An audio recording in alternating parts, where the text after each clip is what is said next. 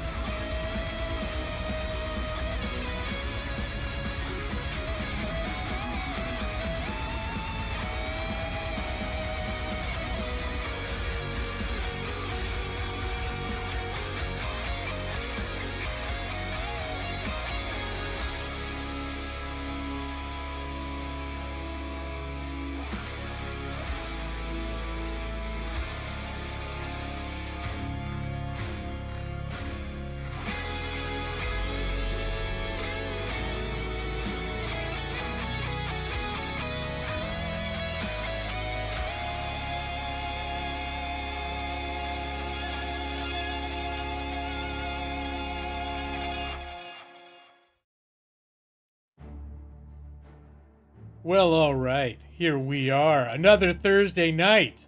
Right, Brad? Nick? Eva 23. Madro 77. Thursday night. As you all know, it's Game Lawyer stream every Thursday night since 2015.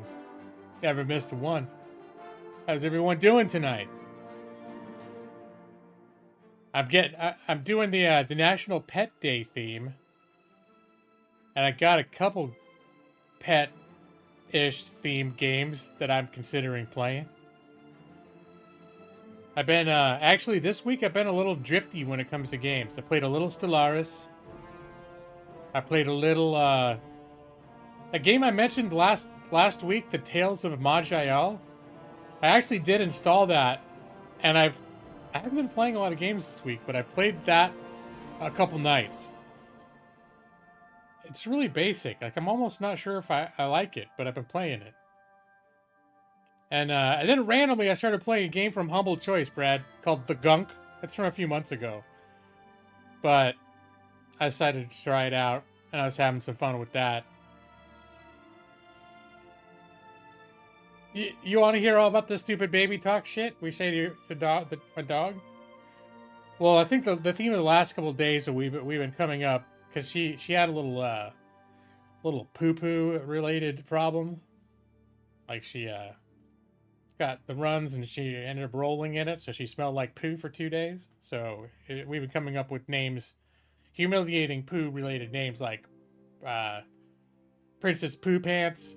Well, I think my favorite was Milfred Poo Bottom III for a more distinguished sound. And Farty, little Princess Farty Pants, just different ones, because she's been making lots of, So that's been the real notable. It's not exactly baby talk. Oh, did you show talk to such a good girl? We still do a little bit of that for sure.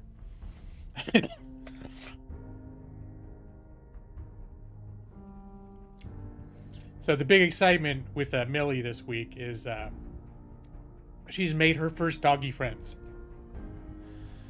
And she's met other dogs where they sniffed and been a little curious. But yesterday, the first day at our little local dog park, that she actually started playing with... excuse me, I just choked on my own spit. God, it's derp.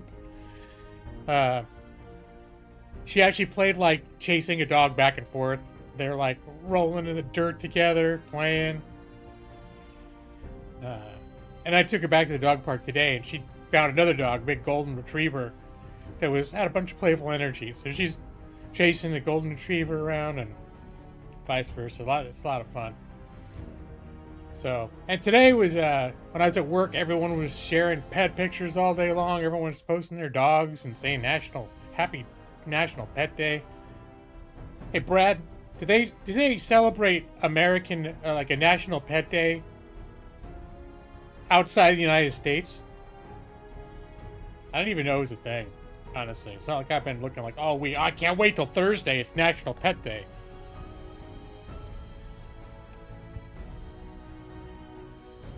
But, well, I don't know. That's why I'm asking. Like, do they have a pet day there? Or is it just an American thing? Or do you, as someone that came from America, celebrate a National Pet Day in China? Because you got pets. You could still celebrate it, but I don't know. Maybe the Chinese government would not appreciate it. Look at it as a sign of disrespect. You celebrated the pet day of another country.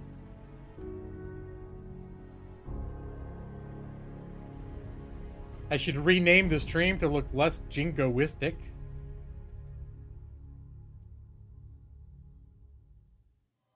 No one seemed to say anything about it. Oh, I guess it would have been yesterday for you, huh? That's right. Yeah, we're still 4 hours of today left, but it would be International Pet Day. Yeah, that's right, Matros. That's why I didn't have a high expectation that any other country would celebrate it.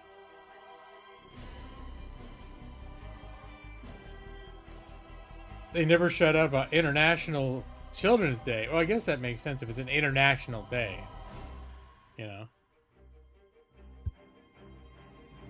So, oh yeah, so Nick, you asked, is it Fallout 4? Fallout 4 crossed my mind just because dog meat's in it. But there's a lot of gameplay to get through before you even get dog meat, so... I can't even remember when you pick dog meat up, but knowing the way that I play, I don't think we'd even get that far, so it's sort of ruled out. I just can't read. Okay, let me look for... In fact, April 11th is International Pet Day? Oh, shit. Yeah, I didn't see that part. All I know is everyone said national. And then I looked it up on, for the image from my stream, and it said National Pet Day. But the International Pet Day is even better. The whole world. So I'm actually not like super like, oh my god, we gotta play pet games. Like, I almost was like, maybe I'll play Stellaris. But I don't know, because I wasn't in the mood to stream Stellaris. It's not like, I think I gotta be in a right mood to stream Stellaris. The top. Now I gotta see what this International Pet Day.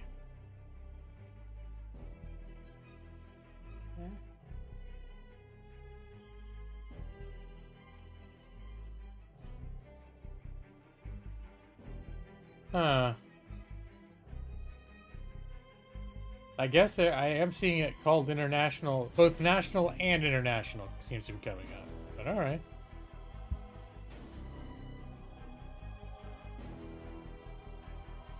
All right. Yeah, I'm not that invested in the concept. So, well, I was like, first off, like any game where you have pets could be International Pet Day. So, like in the Tales of Maj Ayal, for example, I was like, well, technically, I could say that's a pet game because I'm playing an alchemist that has a pet golem. Like I don't know what kind of golem it's made out of, but he's got a pet golem. And then, that would apply to like Baldur's Gate. You got that pet dog. Your druid summon pets and stuff like that. But I haven't been playing that in a while. It's a funny thing. I'm sitting here playing Tales of Maj Ayal this week. And I'm like, this game is so like basic and crude, and you think people go, why would you play this when you have Baldur's Gate and you haven't finished it yet? But I think I like it because it's so simple and crude. Like, if I'm going to play it, it's because I prefer that. I'm only controlling one little guy. Always got a pet, but still. It's a little more, a little more straightforward. Man, I'm still choking.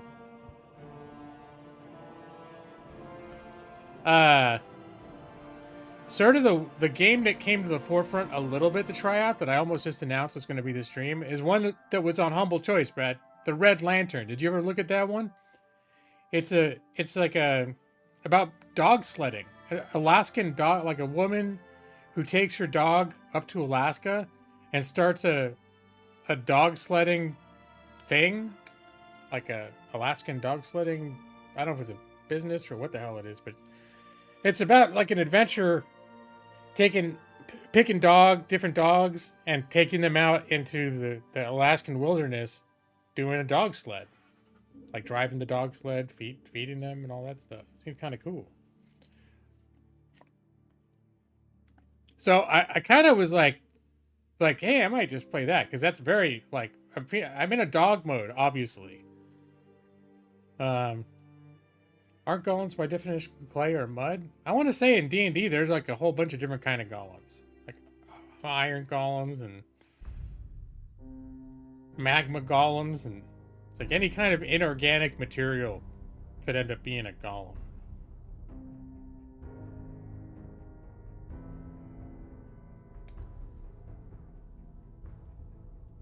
Yeah, shit golem. Was that in Kevin Smith's Dogma? Or that was a shit demon. Never mind. It was like a shit golem.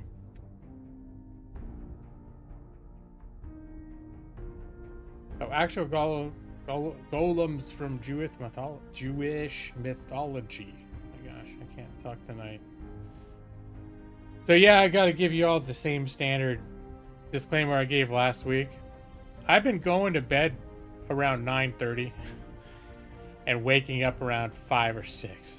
So if I crash hard, I might have to, before I start becoming a Mr. Krabby Pants, I might, not do a late stream. I think I made it okay last time, but it wasn't the longest stream ever. The golems of myths were clay, but the meaning's expanded a bit. Okay.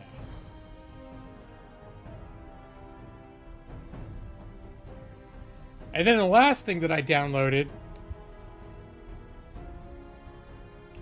first I thought like there was that Stray, that game Stray, which is about cats, but I'm kind of like in the dog camp.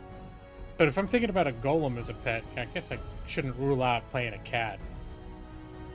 And that is installed. But the last one that I downloaded was Okami HD. Came out in 2017. Where you play like a wolf. It's like a Legend of Zelda, but you play a wolf that paints shit. I don't know. I've had it forever and I've never played it.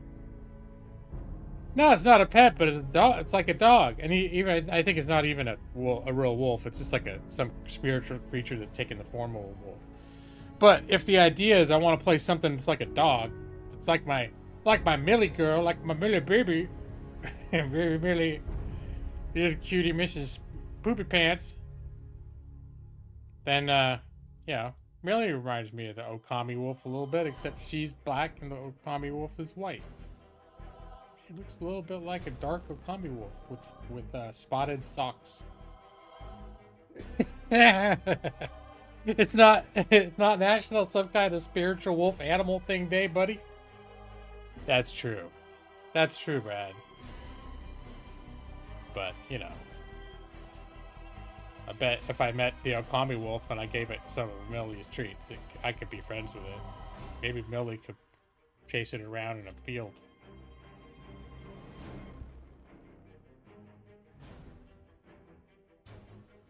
Alright, so the Japanese goddess, maybe... Would that be disrespectful if I played for Pet Day? I played it like a goddess from another culture's mythology? Now I'm starting to think, is that a bad look? Is that like during some holy Jewish holiday I played a game where I had a pet dog named Jehovah. I'm like, yeah, go. We're gonna play, you know, whatever. You won't tell the Japanese? Okay. Because what I did, Okami came on my radar because I was like, hey, what games have dogs in them? Like, and I knew, could think of like Fallout 4, and I knew there's a few. And so I just did a Google search, like best games with a dog in them, or best dog in video games. And a few lists came up, and then Okami came up on one of them, and I was like, hey, I have Okami, and I've never played it.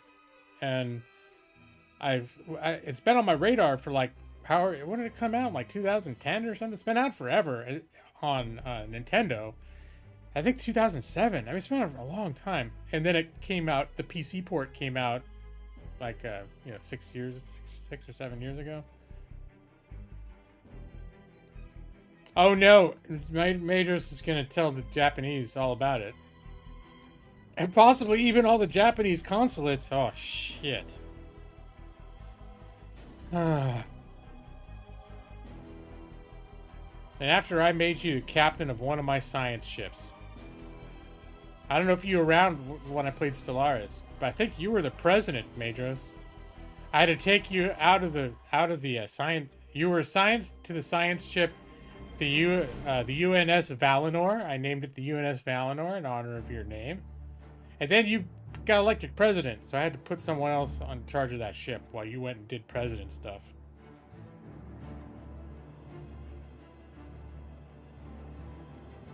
You take it back. Oh no, Brad's gonna rat me out now too. I don't know who Shohei Otani is though, or Takashi Miike.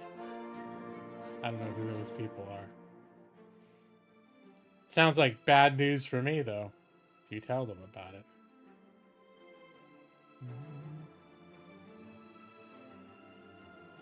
So, all right.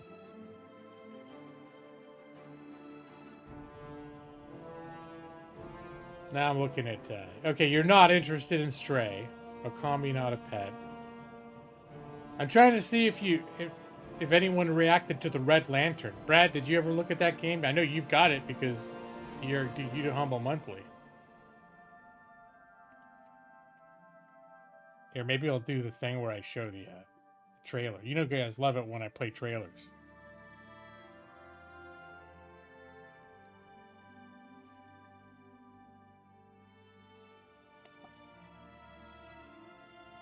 If I can actually name a Japanese person who is still alive who could be told.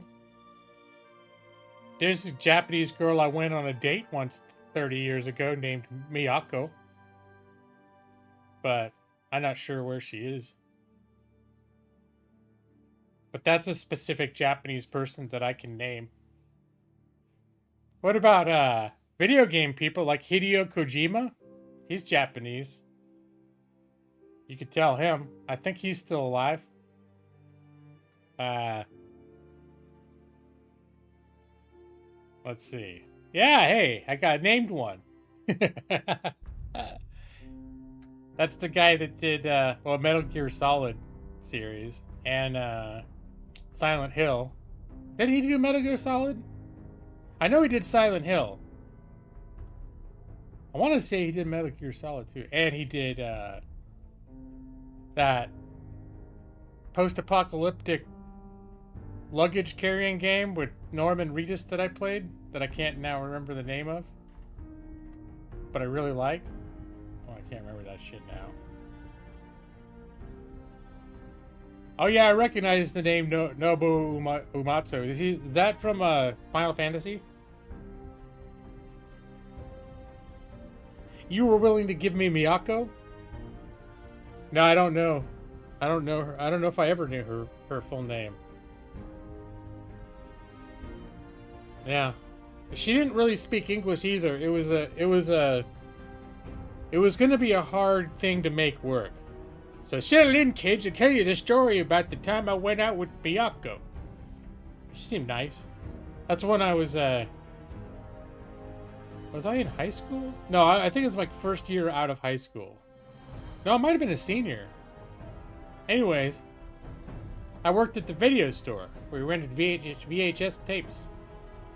And this guy I went to high school with graduated a year or two ahead of me, and he come in the video store all the time. And he was half Japanese, and I think he somehow knew her. She was a foreign exchange student at the local community college, and he came in with her, and I think he set us up because he thought I was a cool guy, and he wanted her to meet like Americans that he knew weren't like total creeps. And we went out. She seemed really nice, but it was just really hard. I wasn't ready for that shit. Like, she really did not speak English, and I didn't know any Japanese. And maybe she was really shy too. Like, maybe she must have been trained in some English, but she was really shy and not comfortable speaking it, or didn't. Anyways, so I took her to the San Diego Wild Animal Park. We went and looked at all the animals, and then we had some spaghetti.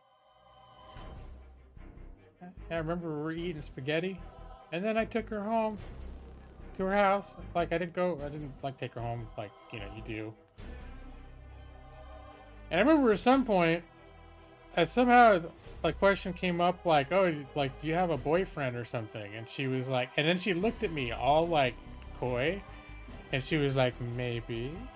But like, she was talking about me. She got really flirty, and so I'm like, she's really cute, and I think she likes me. But I just can't get past the fact that we can't have a conversation, like, at all. So I decided to pursue it. But that's Miyako, guys.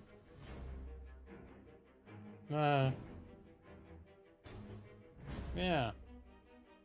I felt really bad too, because like a year later, maybe it wasn't a whole year, it was a long time later, like 6 months to a year, she called me from Japan. She was home with her family for Christmas, and she called, and I missed the call. She called and left a voicemail. Or did I talk to her? I can't remember. But she was apologetic. It broke my heart. She said she was apologizing for being too shy when she met me. I forgot about that. Oh my god, I feel terrible. But it was a long time later, and apparently she thought she remembered that. I never told her I don't want to see you because I can't talk to you. I just didn't pursue it. And she called me like a year later and left I think it was a voicemail, like a long voicemail, talking with some English, saying that she was sorry. So, yeah. Now I feel a little depressed about that situation. Hey, Chris Plays Games! You're gonna have to rewind to hear the legendary story of Miyako. Death Stranding! Yes, Evie, yes, Death Stranding. Yes, that's it. You had dinner at Times Square, Margaritaville? Holy crap, Chris, that's cool, that's exciting. World destination. Haven't been getting that far. But it's been all about me and the puppy. And I've been taking the puppy out for usually 2 walks a day, like longish being like 20-30 minutes, more than just taking her out to the corner. But I've been reducing the length of the walks, because I think I discovered that she's terrified of the streets where there's lots of car traffic, like fast car traffic.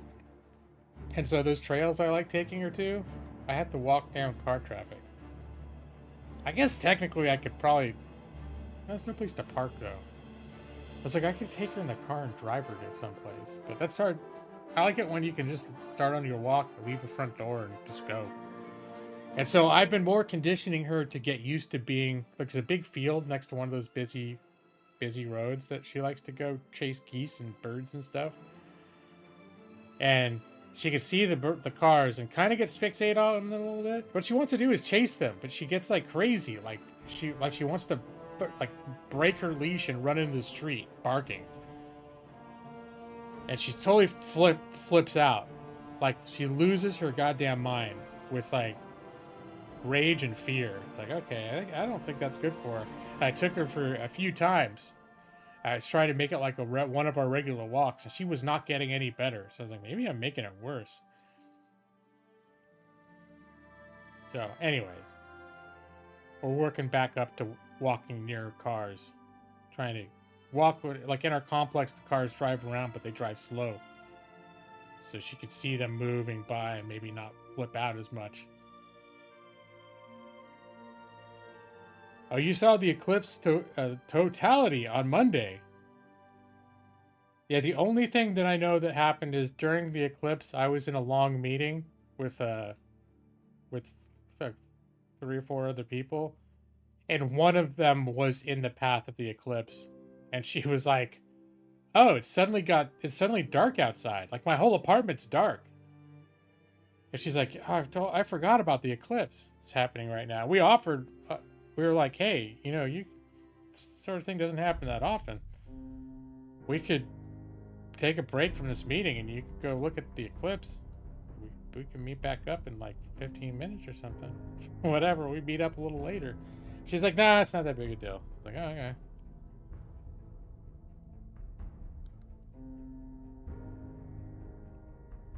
Let's see. You asked your team lead if you could leave 3 hours early, and they said you could leave early, and you went and hung out with your best friend for a birthday. Wow, like a last minute impromptu, give me 3 hours off right now, please? And they said yes? That is cool. That's cool. I think that's cool. I always worry about this sort of thing. I had a job once. It was an internship at with a legal entity. Very kind of a serious legal entity. And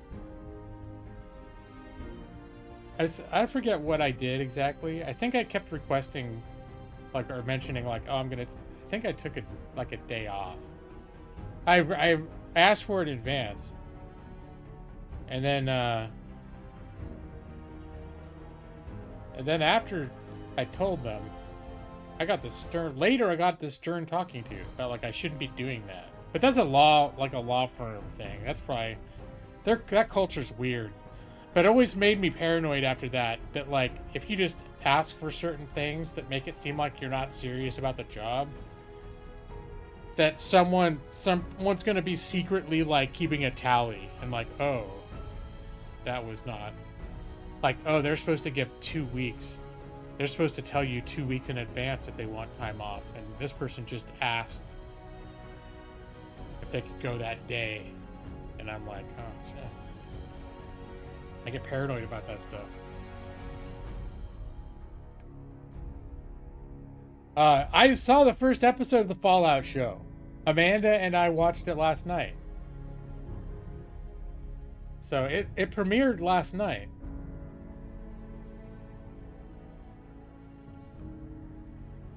But I watched it. I don't know if I could say I have mixed feelings. I thought it was well done and it looked interesting, but it also did not get its hooks into me the way that I thought it might. Like I didn't powerfully connect with it. And yeah, but I thought it looked good and looks worth watching. Looks like it's well done. Like it does the franchise justice.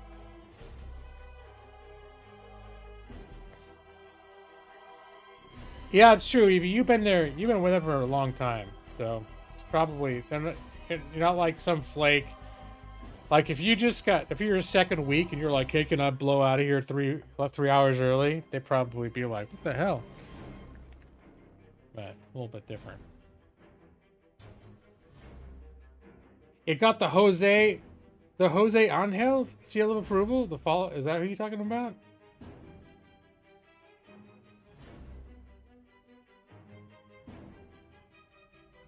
Let's see. You know what I did watch almost the first full season of? Well, the only season. 3 Body Problem, Brad. I was skeptical because they've taken quite a few liberties, as I mentioned before, quite a few liberties as compared to the book. Like a lot of it's not from the book at all. It's just it's loosely based. Oh, not loosely, because I will say it pretty much has the skeleton of the book. Like all the important stuff that's in the book is in the show. But all the characters are mixed up and there's all sorts of like social dynamics and friendships and people that are not in the book. And I was skeptical and thought this could go badly, and especially because the book is so focused on like the Chinese like the revolution of the '60s and how crazy things were, and they actually it's set in London in present day, but they did actually include that stuff, like the stuff that happened in China historically, to the extent where I was like, okay, I think they're still covering it. Book and show can be pretty different. Sometimes it's like, this is way different. Hey, Beck Snyder, ladies and gentlemen. Beck's been back in the streaming scene again. Beck, you've been streaming like a lot lately. You're streaming the Harry Potter game, Baldur's Gate 3. You're like hitting the ground running with the stream. It's been good to see you back on. I'm doing good. You caught me during I'm in a no cam period the last few weeks because we got a puppy that is, we live in an apartment, so it's like we have to, have a yard, so we have to watch the puppy all the time, engage the puppy all the time. We take turns sleeping in the living room where we keep the puppy at night. Like literally, we have a little enclosure we made for it, and we set up, it's like we're camping. We set up I use my camping bed, my little camping mat, and blankets, and set it up next to the enclosure where the dog sleeps. Otherwise, she freaks out.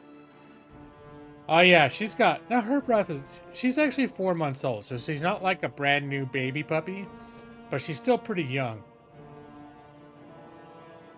So, you need the cam back so you can see my Under Armour hat? Well, I've got several thousands it's probably thousands at this point, thousands of hours of me on cam playing games. So that's always there. If you don't remember what I look like, you don't have to look far. What kind of dog? She's an Australian Shepherd, Border Collie, Blue Heeler mix. So lots of shepherding type blood. The Blue Heeler is the dogs they use for duck hunting. When you shoot the duck and it falls in the swamp, it runs and goes and gets it. So it's going to be very rambunctious. Too smart for its own good kind of dog.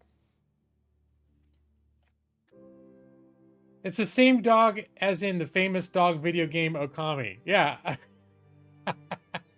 Pretty much. She could be a Japanese deity. Let's see. I have those. Now, of course, I want to show pictures, right? So I've had some pretty good pictures, but I don't know if I have any on my computer right now. Any of my most recent pictures. Millie! Here. Boom. This was about 3 weeks ago, but she's growing so fast that she looks way less like a puppy now. And then we got some good pics. This is another good one. Even though she's got eye gunk. She's got eye gunk in this one. She's starting to look like, her face is starting to look more like a collie, where she's got that long nose. She stepped in your cook. Yeah, she's got those little socks. She got those little cookies and cream socks. Dogs are pathetic at moving their own eye gunk. Well, I can't remember who took this picture either, but it could have been me. But sometimes I wouldn't notice until later I look at the picture and go, oh. And here's a picture of me working and her sleeping at my feet. She puts her little paws on my feet while I'm working. That's like under my desk. She's all sprawled out. Yeah, that's quite the zoom going on here. There she is, all crashed out on my feet.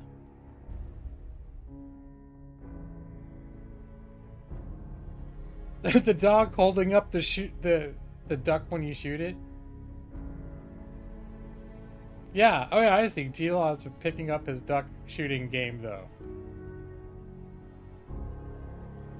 So yeah, there's all my pictures of Millie. And guess what? She's just a good girl. But sometimes she's naughty. She's been getting rebellious. She's been getting pretty rebellious. She's very strong-willed. We'll just say that. She is a strong-willed little pup. Yeah. How so? Just when she knows... first off, she's getting worse about biting. Because biting is like just how she plays. And how she expresses affection. And she's teething. But we're trying to teach her not to do it. She's just not getting it. Like she's either happy to see you and she gets excited and she just licks and starts biting. And it's just like what she wants to do to show her affection and being playful and excited. And so that's a problem. And then just in general, she wants to get into things. I mean, part of it's training her. We need to train her better. And, but just in general, there's times where she knows that you're not wanting her to do a thing, and she's like, screw you. And she'll do it anyway, see if she can get away with it. She just, there's certain, it's like a baby too. It's like when she gets tired. Yeah, it's playful aggression, but it's like, it's to the point where, like, I've had bleeding face wounds. Like, she'll be licking my face, and all of a sudden she'll clamp down on my nose. And, like, my nose is bleeding type of thing. Or it's like, okay, because at first I was like, it was, when she's grown since we got her. So at first it was just like, oh yeah, and I was playing with her. Oh, yeah, you can't get me type of thing. But then it's like, she doesn't know not to do it to your face. And it's like, and she's still, it's the same thing. She's playing. She'll be licking your face affectionately and just get excited and start biting. She's bit my lips and, whatever. And it's like, no, you, and she's not growling or being aggressive. It's just, she's, well, there are times when we play tug of war and things. And like where I take that's a pillowcase we repurposed for her. And I just run it across the floor and she chases it. But then in the middle, she'll nip at me in the middle of it, and she'll get excited, and she'll like start biting, my shirt and my whatever, and she gets like carried away, She just gets swept up in like the play, and she gets carried away, and it's like she's drawn blood a few times, so I'm like, okay.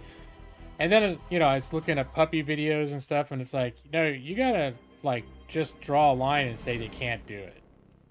And I was like, oh man, because I actually kind of like playing with her, like wrestling with her, or she's trying to bite me, like finding ways to hold her down and like push, roughhousing with her a little bit to keep her from biting me. And I think like it's kind of fun, but also when she's like, I don't know, she could be like 50 or 60 pounds when she's a full adult, and she's playing the I'm gonna bite you, Papa. This she could mess me up really bad. A lot of animals, dogs and cats alike, do that. Yeah. No, I know. And I've had...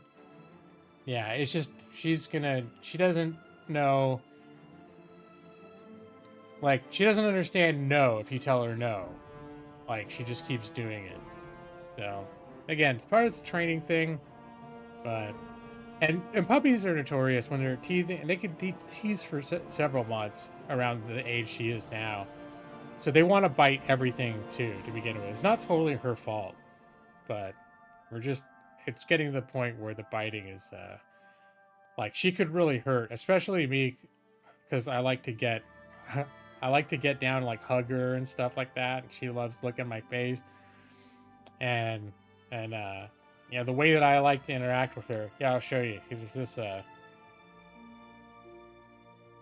This was a few weeks ago, and you could tell I'm loving this. This is her and I playing. She's in my lap, cuddling, and like licking me and jumping up, and trying to lick my face and bite my hands. And you could tell, like, you could look at her and see that it's like fully affection. She's excited. We're both having a great time. Yeah, just look at her eye. And then like the next frame, this is all like,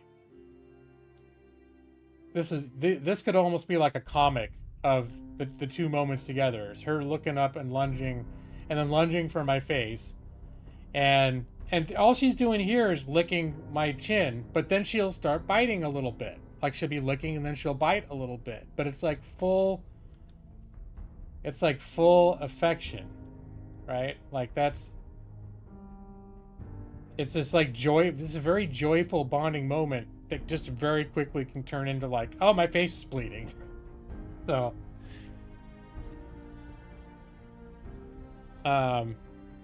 there's a way you can train her to be gentle, like with the learning a command or something. Yeah, and I'm hoping we'll find. We're gonna start taking her to puppy. We're gonna get her last vaccination. There's like a 4-month-old vaccination. I think it's per parvo that she's gonna get in a couple weeks, and then we're gonna take her to like puppy classes and try to get, because they have the classes where you can take them and they'll kind of. Watching YouTube videos is one thing, but when you have like people who really know dogs, they're able to see your dog and how your dog is and how it is with you. I'm hoping that could be helpful, because we watch videos all over the place and advice all over the place and like tricks you can do to train them. There's a lot of like misdirection. Like they don't say scold them, don't hit them or anything like that. I mean, we say no, but we don't like, and I'll push her away. But now she's gotten to the point where me pushing her away, she looks at as part of the game. It's like it's the, oh, try not to bite me game. It's like, oh, she's trying, like, oh, let's see if I can bite him.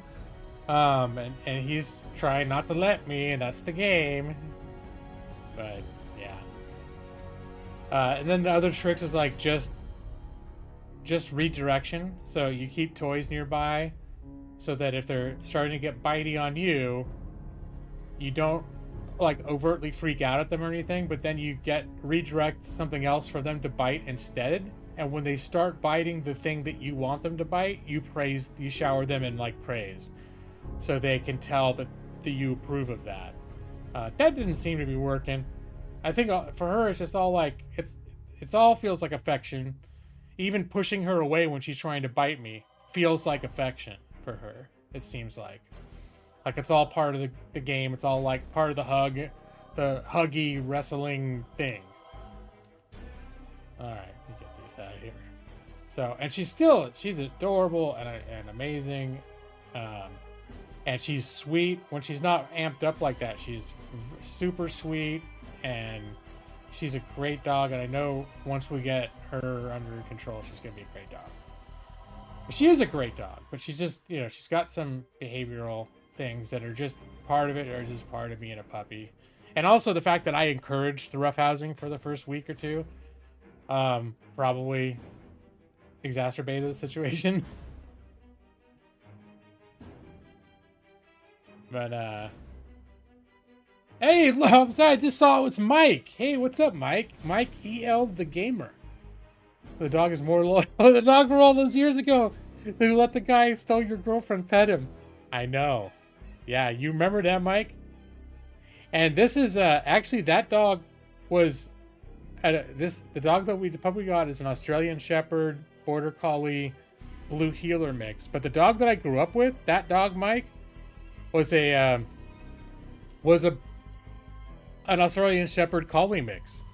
A lot of the same blood. It's one of the reasons when we found this one, I was like, oh my gosh, she's gonna be like Spot. It was a dumb name, but I always wanted a dog named Spot. So we got when I was a kid, we got that dog. I was like, it's Spot. We're gonna call her Spot. And I was like, it's gonna be like Spot. I almost said we should name her Spot too, but I was like, nah, I don't want to impose that on my wife. Yeah, right, Brad? What a callback. And of course, I didn't notice it for 5 minutes, so.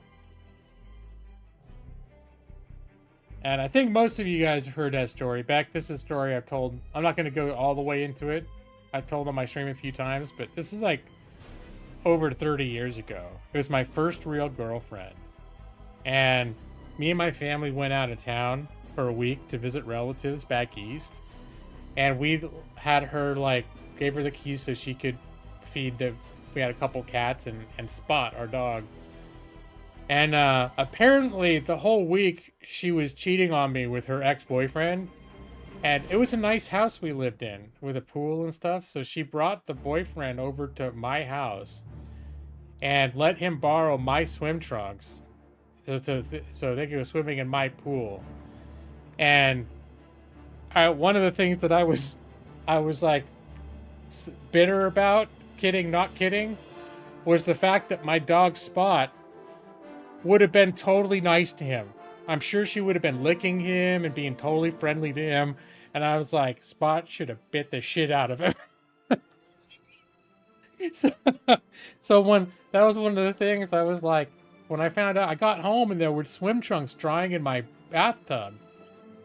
And my girlfriend came clean because everyone she knew was aware that she'd done this. Even her mom was aware that she was hanging out with her ex-boyfriend the week I was gone.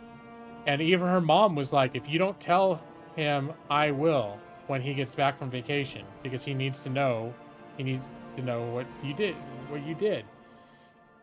So she came clean about it. But yeah. So then I was like, he wore my swim trunks and he pet my dog. You know? So, and I've told that story a couple times on stream, talking about like old dating disasters, old girlfriend disasters. Well, I thank you, Beck. I appreciate that. Now, we're going back over 30 years. So it doesn't hurt. It's not like it hurts anymore or anything. I mean, when I think about it, there's a part of me that goes, that's a shitty thing to do. But I'm not mad at her in the sense, like, I look at it more now like she was kind of a screwed up person. And after we broke up, like, she continued to be screwed up. And the last time I saw her in person was a couple years after that. She married some guy in the Marines, because I grew up in San Diego and I was still living in San Diego. And he'd be gone for like months at a time where she wouldn't see him. Like he'd get deployed places or be on the ships or whatever. And I think it was the first time he was going to be gone for a few months. She just showed up at my house and basically tried to like get me to sleep with her. And I was like, no, I'm not playing this game. And I pretty much just asked her to leave. And then she's like, well, can I at least have a hug goodbye? And I'm like, no, not under these circumstances. No, we're not going to do that. Because, you know, I was young or whatever. I don't want to, and she was attractive. So it's like, I don't want to play with that, you know? Like, she'd probably like, oh, she wants just a hug. And then all of a sudden she's kissing my neck or some shit. And then I'm like, oh, it's that much harder to be like, get away, you know? That happens in Marines all the time. I'm sure it does. No, I knew, because, you know, we had Pendleton nearby. Pendleton was like 20 minutes from the town that I lived in. And then there's the naval base down in San Diego. Pendleton, like, I knew girls that, you know, once we were adults, they would go to Pendleton and just go to the officers clubs and whatever, those places, basically like ladies' night. And all these guys are like ripped to hell, like all these awesome Marine physiques, and they're all like, well, I mean, maybe not all of them, but anyone who's been in the military, you know, if you're a girl and you go to one of those places, like pretty much, you're gonna get a lot of attention, right? Just that's almost automatically, because they're trying to get laid, right? So. I mean, thing is, who knows? I don't know if he would have been faithful either, but yeah, Pendleton is near Oceanside. I lived in Escondido, so if you knew that area, I lived in Escondido, like Escondido, San Marcos area. So it was like, yeah, it's about 20 minutes to Oceanside from there. So. Yeah. And that thing, her coming to my place and trying to seduce me was like, you know, whatever. And then the last time I spoke to her was about a year or two after that. I was in college and she called me up one day And she wanted to know, apparently she'd been fucking around and she had some kind of like sores or spots on her JJ, and she thought like I knew about stuff, and she wanted to call to ask if I knew, like, if it was AIDS or something.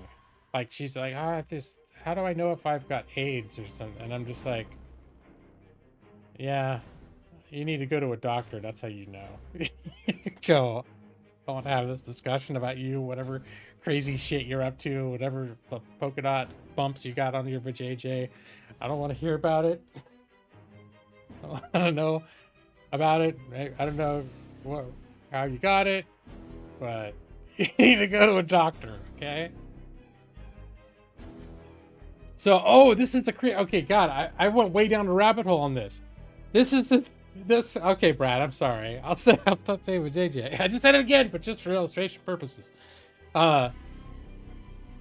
We ended up years later being friends on Facebook. And I think during stream we realized, I don't know if I blocked her and forgot or she stopped following me. But there was a point at which I lived in Los Angeles. And this is like while you guys knew me. I lived in this apartment building in Los Angeles. It was kind of a landmark to some extent. Like, you know, a lot of these older apartment buildings, they have a name. Like the Remington or whatever it is. And she somehow found out, I think from a Facebook post, like the building I lived in. And at a certain point, and she lived like in the Midwest or something. She didn't even live in California anymore. At a certain point, she just sent me a message, just really weird, not cryptic, but just a weird private message saying, I was standing outside of your apartment building for 2 hours last year. Or some kind of crap like that. And I was like, I think I might have unfriended her at that point. I don't think I even answered her. I was just like, nope. That's just fucking weird. No more of that. So, yeah, it's good times. Good times. First real girlfriend, ladies and gentlemen. So, luckily things well, I had other weird shit happen too, but, you know, obviously I've had some better and more stable relationships since then. So, is she okay? That's concerning. I don't know. Maybe I'm remembering wrong. Maybe she wasn't out there for 2 hours. Maybe she just happened to be in LA and she saw the building. But I want to say that I want to see if I can find the message. Can't remember if it's even there anymore. I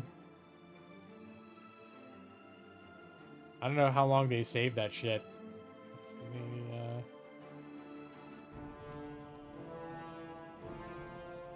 And then also, if I blocked her, it might be gone too.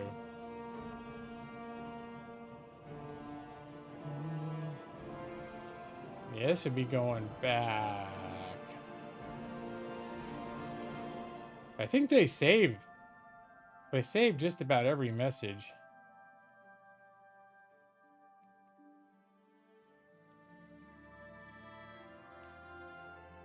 Oh yeah, no.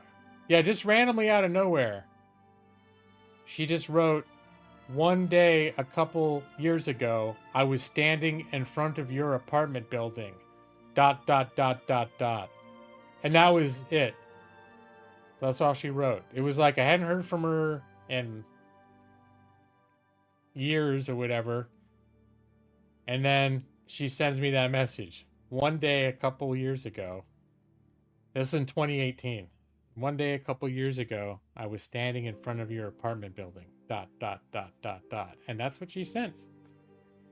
I'm like, yeah. No, I never answered that one. Weird. Is she okay? I don't know. She's always a little bit weird. Now I'm guessing, like, when someone sends a message like that, I'm thinking probably they're having a little drinky night, having a few cocktails, getting a little weird, nostalgic. But the standing outside my apartment building though, like that's more than just having a weird night drinking. Like that's a little strange. And I don't know what the circumstances were leading to that, but that's weird. So, Oh no! There's nothing scarier than getting up in the middle of the night and take a dump and sitting on a warm toilet seat when you live alone. Yeah, it never came to that. Well, I mean, I was living with my wife at that point for over a decade, so if some strange bottom was ever on my toilet in the middle of the night, I wouldn't necessarily have even realized it.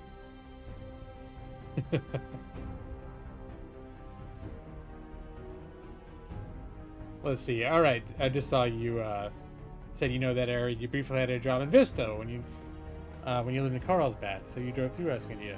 All right. Well, you might be thinking Encinitas too. Escondido was inland, so like Vista is along the 78, which leads out when it hits the 5. That's Oceanside. So going along the 78, it goes Oceanside, Vista, San Marcos, and Escondido, and that's basically where the 78 ends. It's that east-west freeway. So yeah, so if you were, but I think Carlsbad, like if you're going up and down the coast, Carlsbad and Encinitas are right next to each other when you're going up and down. I think Encinitas takes up a lot of that area too, like just inland from Carlsbad. So, but you might have been to Escondido, but it would have been a little out of your way if you were around Vista.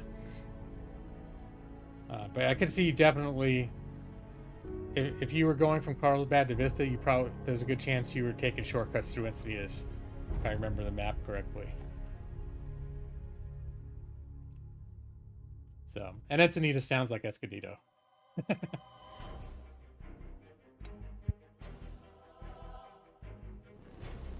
All right, so I guess we had some interesting story time. I wasn't planning on talking about my first girlfriend from 1991 for that long, but you know, that's how long ago it was, folks. 1991. Yeah. She was a piece of work, though, let me tell you. You moved to the high desert in 2007 and lived there for years, and you have been around San Diego for about 17 years. I haven't lived in San Diego since, like, I think 97? So it's been 25 years. A lot more than 25 years since I've lived in San Diego. But I still got friends there that we visit sometimes, and I still get down there sometimes.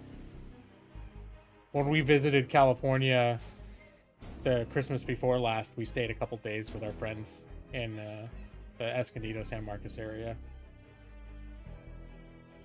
And when I do Google Maps VR, that's one of my favorite things to do, is fly around to all the places that I ever used to live.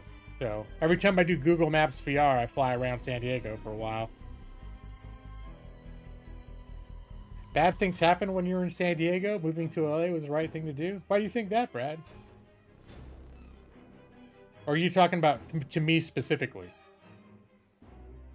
I don't know. I think plenty of bad things happen in Los Angeles. But yeah, San Diego. It was North County, San Diego. It's pretty well, I guess there were a lot of, anyways, there was bad shit happened in my city. We had a lot of gang problems and stuff like that. Oh yeah, no, that's true, Brad. Yeah, it's pretty conservative. I mean, my friends that live there, he's a sociology professor at one of the colleges, so you know, it's pretty much like, I don't know. He doesn't complain about, he's pretty liberal. He doesn't complain about things there, but although my other friend, he's an elementary school teacher, and he complains about culture clash all the time. Like, because things come up with, like, school curriculums and stuff, and clashing between, like, what you know, things that can come up about promoting certain values in school that parents argue about. It does have proximity to Tijuana. Yeah, that's true. Oh, you took a trip to California last month to visit family. Cool. Yeah, I haven't been there. We spent about a week and a half there in 2020, Was it December 2022? I hear tapping on my door. I don't know. So, Brad, are you a Tijuana fan? Thought that was another subset of my past stories no one wanted to hear about. When Fudery used to come in here, we talk about how we used to go to Tijuana after we turned 18. Actually, I was like 19, 20 before I went down there. You never been to Tijuana, but you like the concept, though? All right. It's pretty wild down there. Pretty wild, like, no holds barred. Well, unless if you get in trouble there, you could be pretty fucked. But the police were pretty corrupt. Yeah. It's basically where everyone went when they were underage in the U.S. They'd go to get drunk and be stupid. And hopefully not get put in jail. It was fun the first several times you talked about the... Oh, I'm glad you enjoyed the first several times, at least. By the 10th time. Well, that was something... Like, I had my... Fudery who used to come in here all the time. And it was just like a... I know it was something that him and I... We just would end up bringing up. Like, I think that's why it would keep coming up. Because it would... And then also... Food Brother Feed the Contrary, I like talking about Tijuana too. So we're mostly because of the street tacos. We reminisce about the street tacos, the street food, the hot dogs. That's good stuff. Wrapped in bacon. Yeah, nice.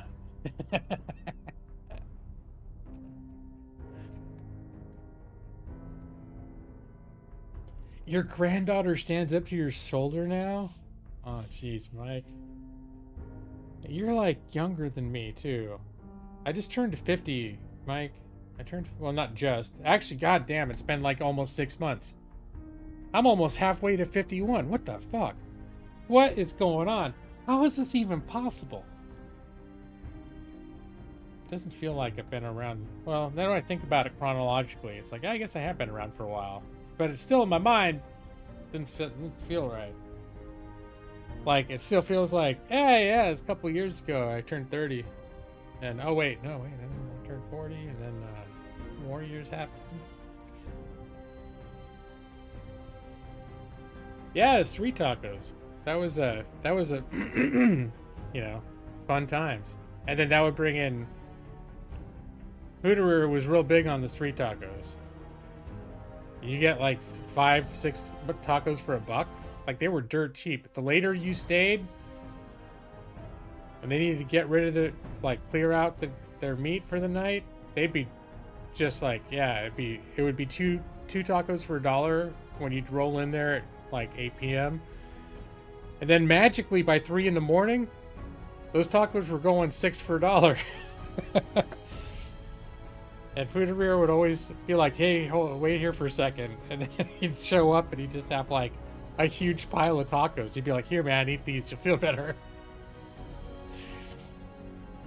He'll be 45 next month. Yeah. So you're probably familiar with the phenomenon of being like, what the fuck? How am I... Well, but you're like a grandpa in your 30s. So... But I don't know but you knew you were super young for a grandpa, though. That was sort of the remarkable thing. But now it's like, you're probably like, oh, shit, I'm also getting old. I mean, not that 45 is like old, but it's certainly a bigger number, than, in my mind. Like 20s seemed pretty reasonable. Then 30s, like, it's getting a little older, but still, it's basically still like the 20s with a little bit of extra flair. And then 40 was like, whoa, oh, wait a minute. I'm 40 now. It's like, that's like what my parents were. Like, it's not supposed to happen. I mean, I don't want to not live that long, but the fact is like, time-wise, I should still be in my mid-30s. All right. Okay, so you were 35, and she's 10 now. I gotcha.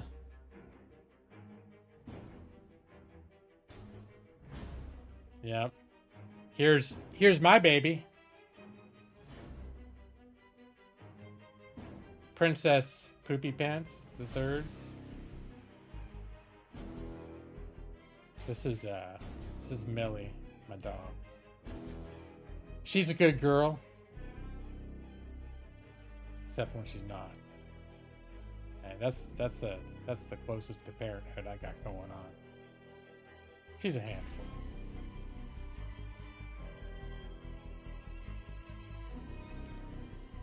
Your grandma's 89. Dang. Okay. Yeah, that's not bad. You got good genes in your family, Evie. Your daughter will be 28 in July. Your baby is almost 30. Yep, that's got to be a little bit of a trip, too. I know, it kind of trips me out. Stuff like, Nick, are you still here? Nick, did you turn 40 already? Or you're going to turn 40 soon? All I know is, like, I perpetually think of Nick as around 30. And then when I find out Nick is like around 40 now, that's like, what the fuck, dude? Nick's getting old. Yeah, 40 last year. It's like, Jesus, Nick's not supposed to be 40. What's happening here? Unfortunately, her brain doesn't work so hot, which at that age, not surprising. Well, yeah.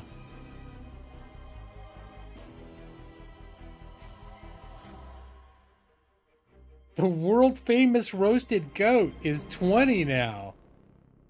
Wow. That's like a grown-up man. 20 years old.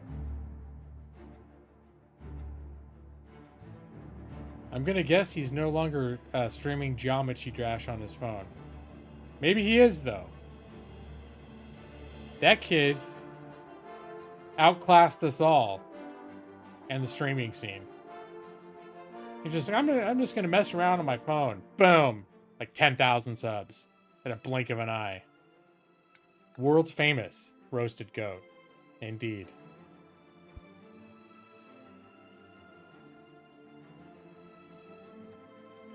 But was he the one I talked to on the phone during VidCon that got all starstruck?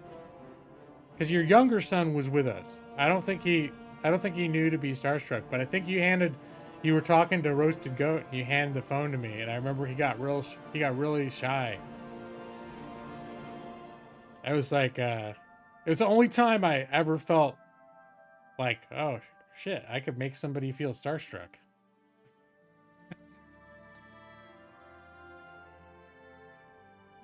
Oh, he's streaming it on his own rig now, so he's still doing that. How many subs does he have these days? You know? Yeah, that's what the main thing I remember about him was when he came in my stream sometimes too. But I remember that time that we met up at VidCon and you were talking and put him on the phone, and he was like, "Oh my god."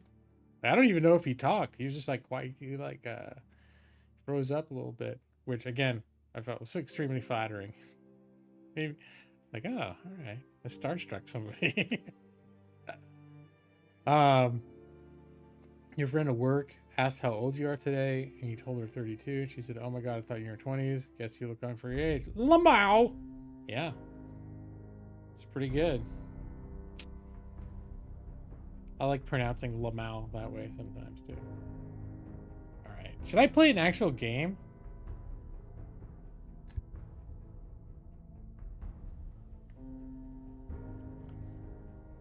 Occasionally get in the mood to play Geometry Dash and upload a video of himself beating a really hard level. Oh, okay, so it's not like a thing he does. Like he does in any kind of regular way. 45 seconds. Oh yeah, I think an hour ago I was going to show you guys the trailer for Red Lantern. See if you guys were interested in seeing that. 45 more minutes of talking.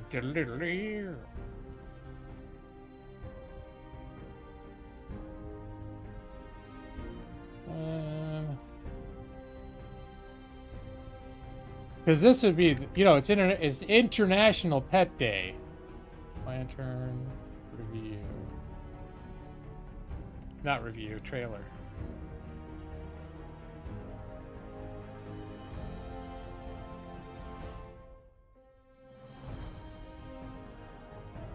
And I think this is the Switch trailer, but it should get the job done. Willy Bum Bum. Wait, didn't I promise never to show Willy Bum Bum again? I think I promised Nick. I think I promised Nick I would never show it again. Oh wait, I don't need the music. Okay, here we go.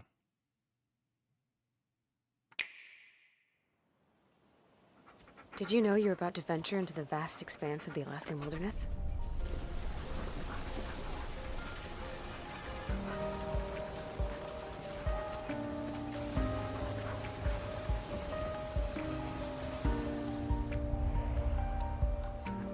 Let's find someone that complements your squirrel hunting obsessions. Maybe a calmer pup. So, we've been lost for, what, 3 days? I heard a rumor that over 2,000 people go missing in Alaska each year.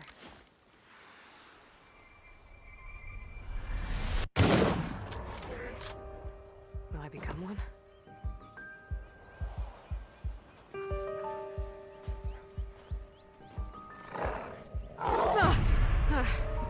A nightmare. Okay, well, at least I have an idea of what could happen to me out there.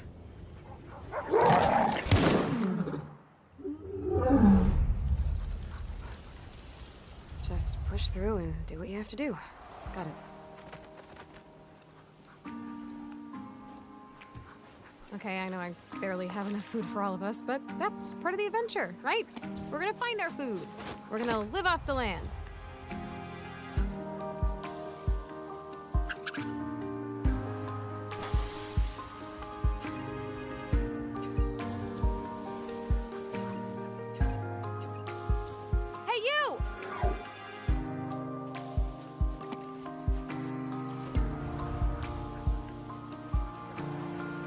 So let's go.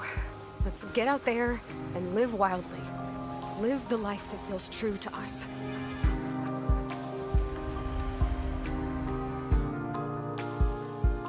All right, Chomper, you've got this.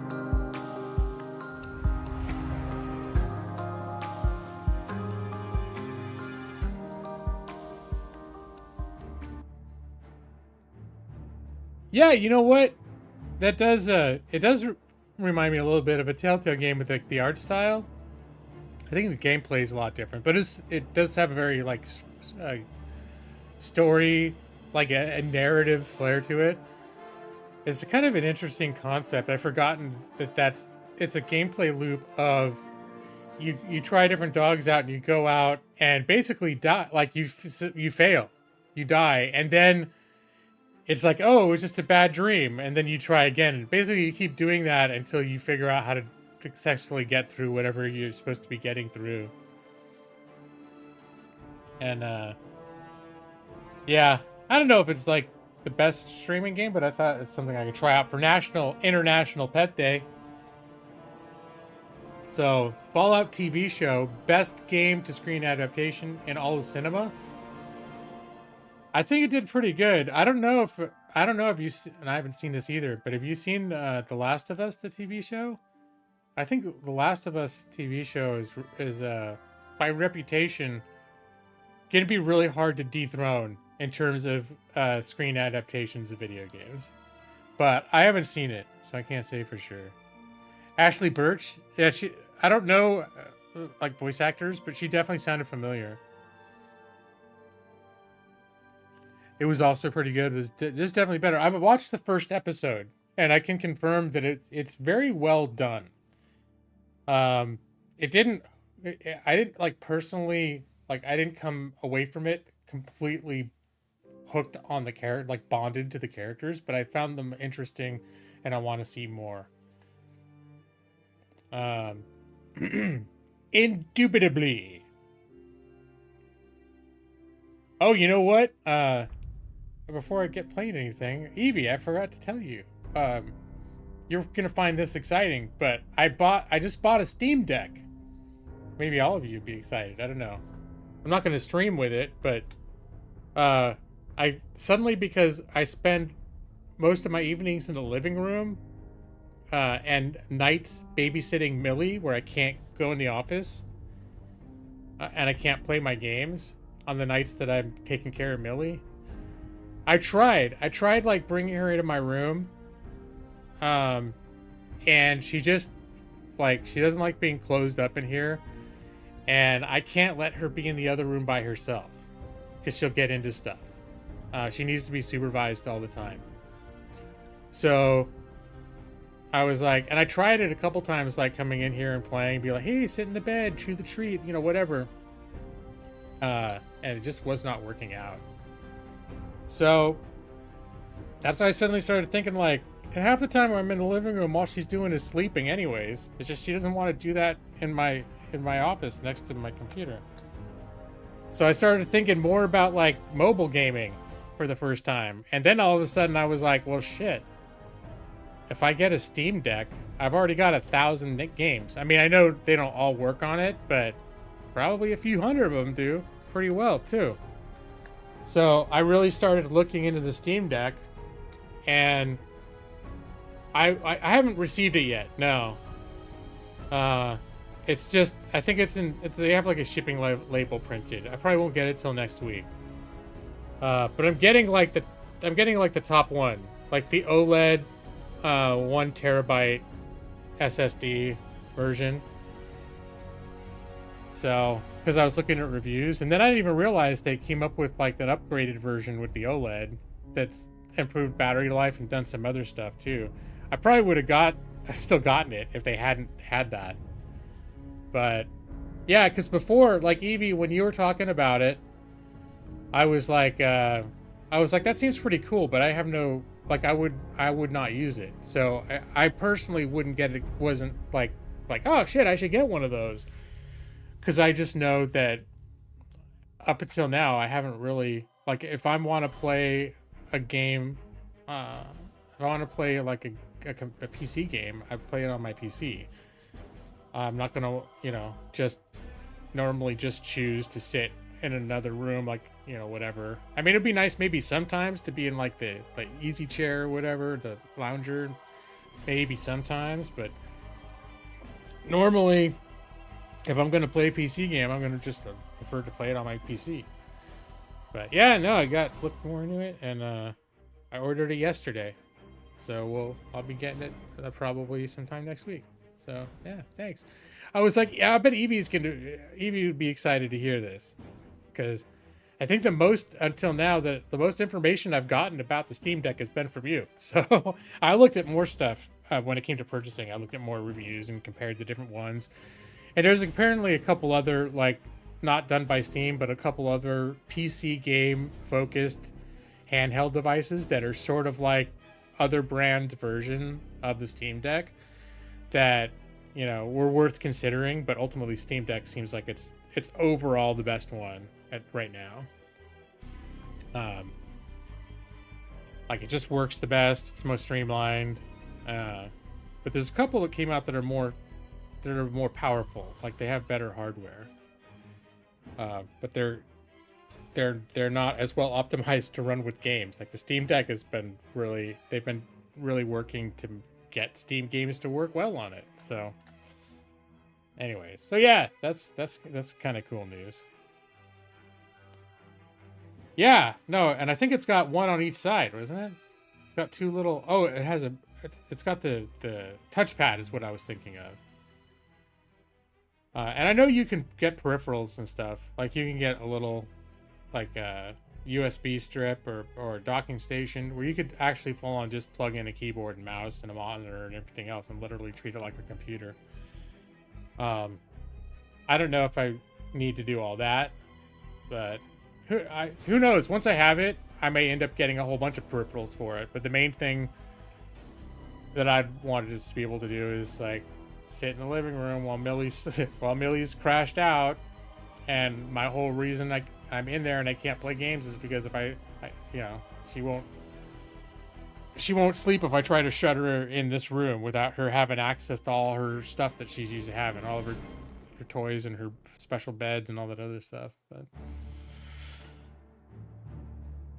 let's see, you have a third-party dock you got off Amazon, so you can play on the big screen. Yeah, no, that's something I might think about doing too.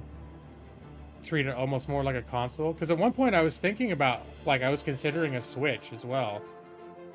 But then I thought I like the idea of having a handheld device that I already had, 500 games, 500 games for. And the idea of playing games, like, it could be the main game that I'm playing on my computer that I can then play in the other room while I'm babysitting Millie. And then the next night, play it on stream on my computer and play it, it's like I can switch between the two. I like that idea. It became more appealing to me the more I thought about it.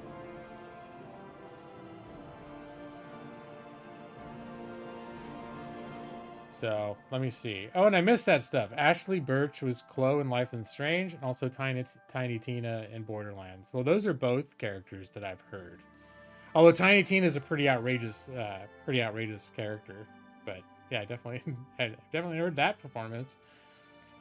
As Skull Swing says that I will by the last episode. Okay. Yeah, I've heard the first episode of Fallout is very much, you could tell they were setting everything up. And there's 3 or 4 different character stories they're kind of following. And you can tell they spent a lot of time just laying out the groundwork for each one. And that probably it's like they're going to go a lot of places over the course of the season. All right. So what do you guys think? Maybe I'll do a poll between the Red Lantern or Okami HD. Is anyone excited to see Okami? It seems like I feel a little bit like Red Lantern is more of a pet thing, but maybe I'll just do Red Lantern, the dog sled one, not wolf sled. Yeah, just do, and then I can switch if I'm not feeling it. Because the only concern about Red Lantern is if it feels super slow and super narrative heavy, like I may end up not being a game that I feel like is great for streaming. But I think it'd be cool. I think I'm gonna do that. All right, there it is. 45 seconds of gameplay.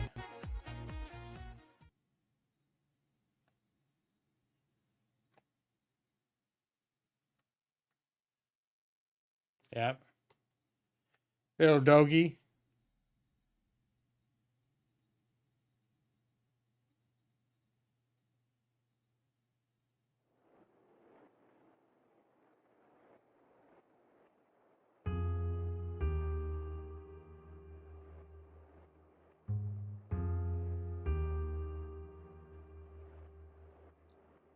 I'm going to try playing this on a Xbox controller.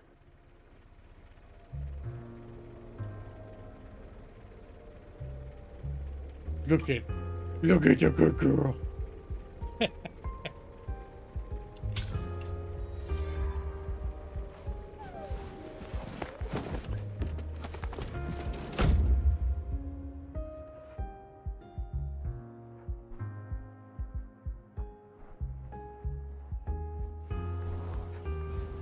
Do you have those moments that just stick out in your mind? Those ones that just stay with you forever. When I was a kid, I was told, you are what you do. So choose wisely. And I tried to choose doctor, but that didn't take. I can still hear him. You know, this just isn't for you. But I knew what they meant. This just isn't you. Eat the puppy. It's probably not a problem for you, is it, buddy? Ooh. Chomper, world's best pup and friend. Chaser of squirrels, smeller of city streets, and chewer of literally everything. Just like Millie. See, you know exactly who you are. Oh, I wish I could say the same. I probably should have had a backup plan, huh? Guess I haven't exactly made the best decisions lately. Except for adopting you, of course. Thought you would be pretty lost. And I sure as hell wouldn't be out on this road in the middle of nowhere, Alaska. But we needed a fresh start, and I've dreamed of dog sledding since I was a kid. Margot made the races sound incredible. Oh, they're racing. Okay. And from how you've dragged me up and down the streets of San Francisco, I think you have dog racing dreams too. Well, let's go assemble us a team, huh, Chomper? We need 4 more pups to start training. Hallelujah! Oh, hey! We just passed mile marker 32! Oh, shit. So, the ad said that just after the mile marker there would be a kennel with a dog sledding veteran we could adopt. Figure we can check out the pup, maybe add some experience to our team. What do you think? Let's see, especially since we're a bit new. You've always wanted a vet. I like this. We're new. We get a veteran pup to help us. And you can't carry the sledding gear on your own, even if you think you can. Dog's into it. I agree, Beck. How you doing, Adelie? Yeah, I had a crazy ex. Are you here for that story? Hey, were you girl. Looking? Are you Finn? Hey. Quite the collection you've gathered here. Are these all things you found? They said you're pretty good with your nose. You tend to follow that more than anything else. Sometimes it led you to good things. Sometimes it led you to skunks. Your owners got tired of skunks, huh? Well... A tracking dog. Yeah, I'll try it. Why not? You need a well-rounded dog sledding team. I don't really know my way out there. We might need some help to find more than just the trail. And while you might not be the best at running, it'd be great to have some help to know what to do. There's a lot I don't know about the Alaskan bush. It's probably important that I try to recognize that I don't know what I don't know. Okay, Finn. And you were cleaning and watching. Have you played this, Adelie, or you just know as a matter of fact that a tracking dog is smart? Let's see. You want to join our team? Seems like we could use a smart dog with a nose for the trail on our team. We'd love to have you, Finn. Chomper, I would like to introduce you to Finn. Finn comes to us, well, from the Alaskan bush, just like many of you do, except for you, Chomper. So Finn, you like collecting things, huh? Chomper's the same. Every morning I wake up and he's piled all my shoes in my bed and is using them as a pillow. It's probably not quite the same. Your family said you'd never come back in from walks. You're always yearning to discover more out there. But you had a tendency to not know when you should stop and take a break. You just push and find yourself too tired to get back easily. Nick? That sounds like we'll have the right kind of adventures then. We're gonna keep going and rest along the way to, well, wherever. I wouldn't mind checking out Alaska, but... Let's see. We're going to prove we belong out there. We're going to find our place in nature. We'll see what nature has in store for us. Yeah, I'm going to feel a little bit more like... let's not be too bold in our predictions. I don't know what's gonna be out there. I know what I've read and what's likely to happen. But if the past few years have taught me anything, it's that I can only plan to be surprised. Jumper, you approve? We're happy to have you, Finn. Oh, you're right. We're nearly at the next stop. Thanks. You mind if I give you a pet? Oh. Okay, well, that's pretty good. Maybe we'll get to a pet eventually. But I will accept a cautious sniff. Yeah, cautious sniff is good. Hey, Chomper, you have to take it slow too, okay? She's not ready for you. Your lack of personal boundaries. Hey, your puppies. It's just a few more miles to our next stop. We're looking for 3 more pups to fill out our team and help us get to our new home. Yeah, Texas and Alaska are pretty different climate-wise. Oh, you're not a small fella, are you? They said you were big, but you're gonna make Chomper look like he was mixed with a corgi. You're actually kind of intimidating. Okay. Barkley. It sounds like you've gotten into a few fights out there in the wilderness, and that you always stuck by your musher's side, but they were afraid you would jump into a fight you couldn't win. But now you've become restless, being stuck back in the kennel, howling at night for the wild you can't get to. Well, we're hopefully going to have a nice training run out to a new home. We'll see plenty of wild things, I'm sure. And I'd like to avoid the fights I can't win, too. I think this could be good. For both of us. Barkley. All right. What do you think? Yeah, it's gonna be like the A team. We'll have the different specialists. There's a sniffer. There's the brawler. It's like a B.A. Baracus, the Mr. T character. I pity the fool. I'm not really sure why they call you Barkley. You haven't made a single sound since I met you. Should we give you a new name? Something that reflects your quiet nature? Wow. I like Mouse. Mouse, Slippers, or Snoozer? Mouse. It'll be the irony, is Mouse is the badass. Mouse sounds nice, right? Okay, so not quiet, just one to pick your moments. I will make sure to listen. So Mouse. let's keep Barkley then. Are they gonna meet? Gonna meet the other I'm dogs? not sure if I'm picking you based on your skills, or just because I can't pass up a pup. But I am very excited about this team we've put together. We need one We have more. 6 stops to go, and we only need to adopt 2 more dogs. I feel like I can't. I just can't. I can't say Igloo. no. Where are you, girl? I'm sort of just adopting every. Igloo. Oh. You know you have a house right there. You don't have to be in the snow.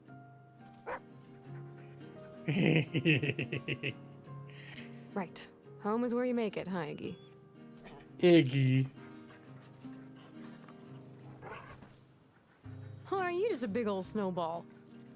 Big, fluffy, loud.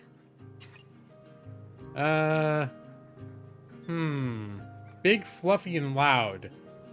I do like her, This is kind of a tough one. This is a dog that does well in the elements. Iggy. You know what? What the hell? This is like a little bit of a roguelike. So, we'll might find out this is a terrible decision. But I'll take... I don't know why, but I like this dog. It made me happy the way it popped out of the snow.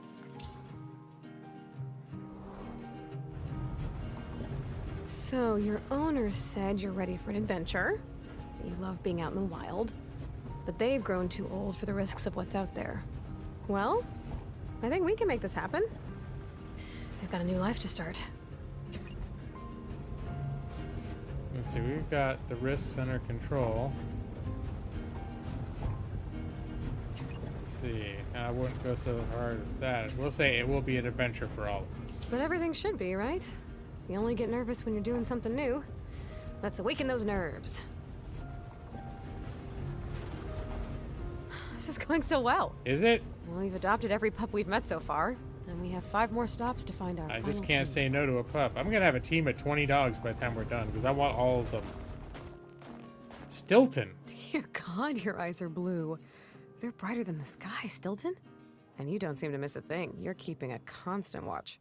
I bet you know everything that goes on, huh, old boy? You're supposed to be retired, but it sounds like you've been keeping tabs on the pups and leading their training runs. Wow. I know some pups that would love to have you around. Yeah, I mean, I don't know if I'm setting this up for a win and So, a race, meet the team. but I like all the I think we're dogs. a pretty great bunch. You should have fun here. You got like a cold fire in those eyes. Yeah. People shouldn't give up on you so quickly. But I guess some people get obsessed with crushing the competition and they don't see the value of a well-rounded team. We can't all be speedsters or beasts. Sometimes you need a pup who can let you know when you're steering the team into trouble. Yeah, none of mine Or are a moose. beasts. I hear moose are more threatening than bears. Is that true? Yeah, I think I heard that too. I'm Moose gonna are take more that growled aggressive. yes. We're out here to become a real dog musher and, you know, hopefully one day win a race or 2. How's that sound? We'll prove we can hack it. We need to find out what we're made of. Yeah. I feel like I lost myself back in the city. I need to know I can accomplish a dream. We're Yep. glad to have you, Stilton. I don't know what the ride is going to be like, but Stilton. we're definitely going to have an adventure. I feel like Stilton. Old, but I still think I got fell an in love with adventure in every me. dog I mean, who could pass up a dog that's ready for a new home? A new adventure. can't believe it. We're really about to do this. We've got an incredible team here, and all that's left for us is to head out to our new home.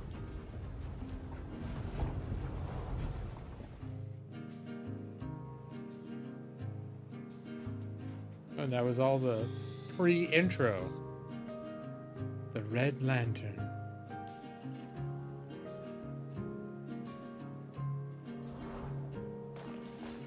I can't believe we made it to Alaska, Chomper. Margot said to travel to the end of the road, and then hop on the sled, and travel a few days more. We'd know her cabin by the red lantern hanging by the door. Ah. And she gave us this map. It's, not as helpful as I'd like. It's crayon. But it'll get us there. It could be We colored just pencil. have to pick our path. So, you're gonna have to take the lead. It's a lot of responsibility looking out for a team, but I think you're ready for it. Who's leading the team? You ready to find our new home? Yeah, me too. Is that my All right, San let's Francisco? make sure we have what we need.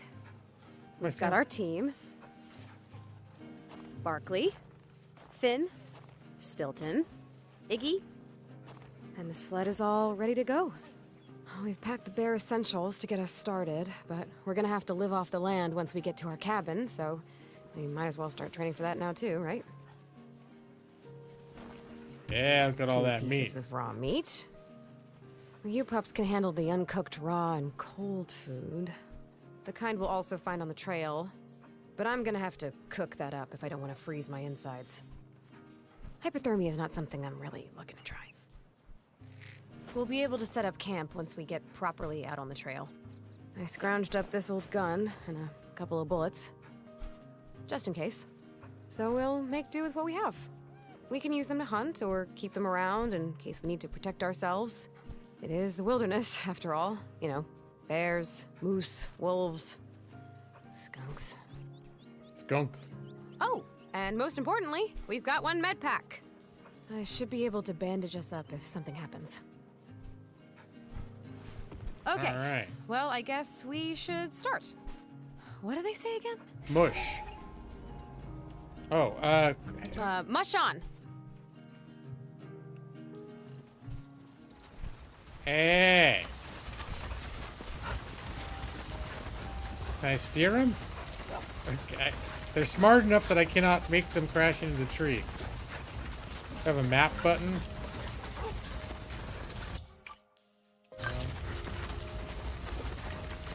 I have a sprint. Now Nope. here, we don't say left and right. We use ha for left and G for right. So, let's go. Oh, how do I look at the map?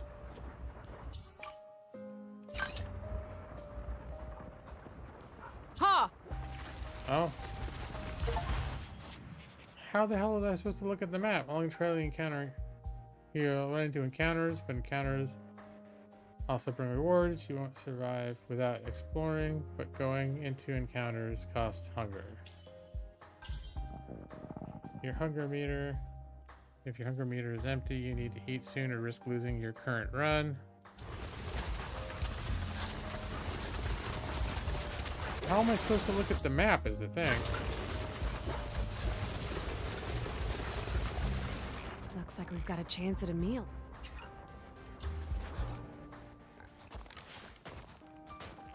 Stay quiet. Just be calm. You've got this. All right. Apparently they do not like me using... Well, that's just great. I guess they don't like me using an Xbox controller. Thanks for holding down the sled, pups. Okay, at least we've got 2 bullets. I think we're done here. Let's go.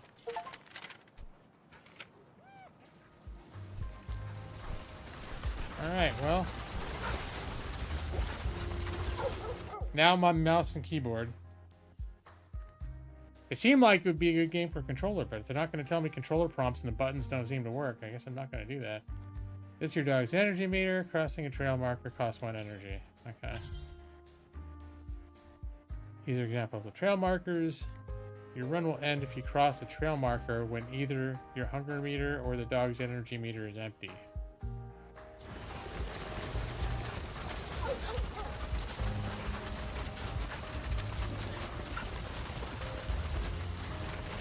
Yeah, I have no idea what I'm doing.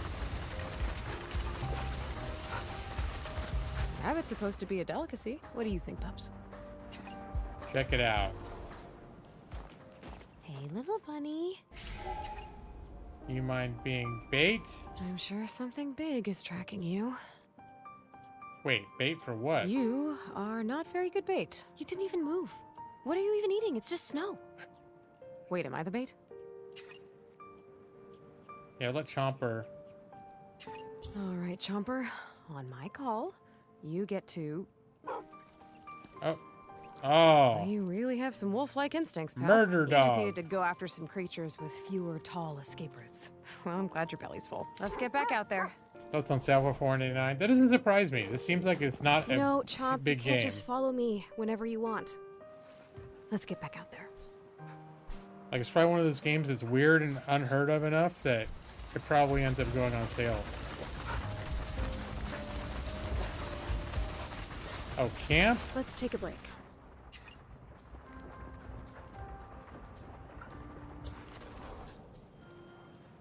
We set up a pretty good camp. We've got our meat all strung up to be out of reach of bears, and we can make a fire. It'll be nice to cook up some food or warm my bones. And of course, I can check on all of you. You can eat meat, filling your hunger meter. You can use a dog bowl to feed your dog, filling their energy. And you can sleep, restoring maximum capacity lost by being tired. Right, Chance?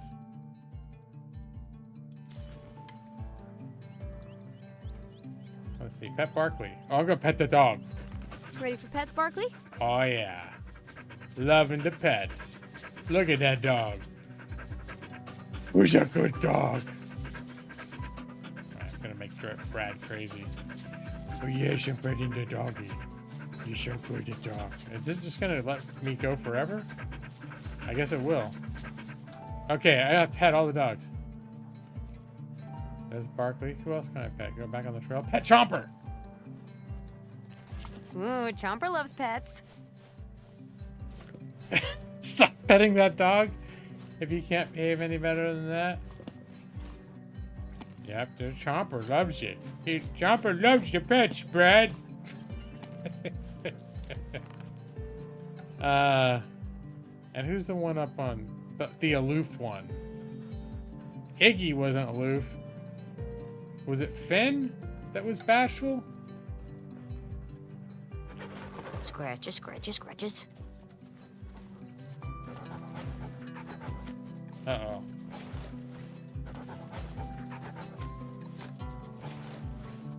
My PC is making some warning. Is making some warning distortion sounds that I don't like. Ooh, no, I don't care for that. I don't think you guys can hear that. But it's the kind of sound a PC makes when it's about to crash. I mentioned it like a week or two ago.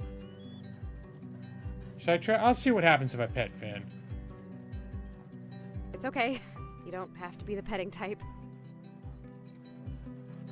All You right. barely know me. That's a skittish But I dog. think you'll grow to like me. I already Right. like you. Right, Chauncey?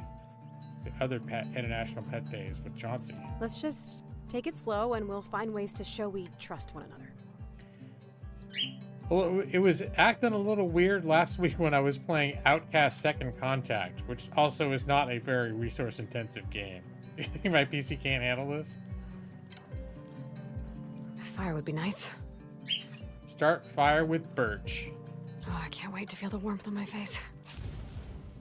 Yeah, I need to cook some meat. I'm ready to cook some food.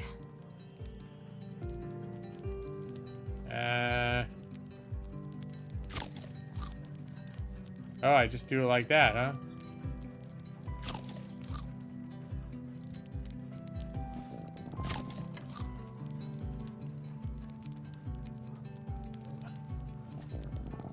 I have no idea what I'm doing right now. Okay. I was like, is it a mini game or am I just indicating how much meat I'm cooking? Go to sleep. Pet Chomper. Pet Stilton. You keeping a lookout for all of us?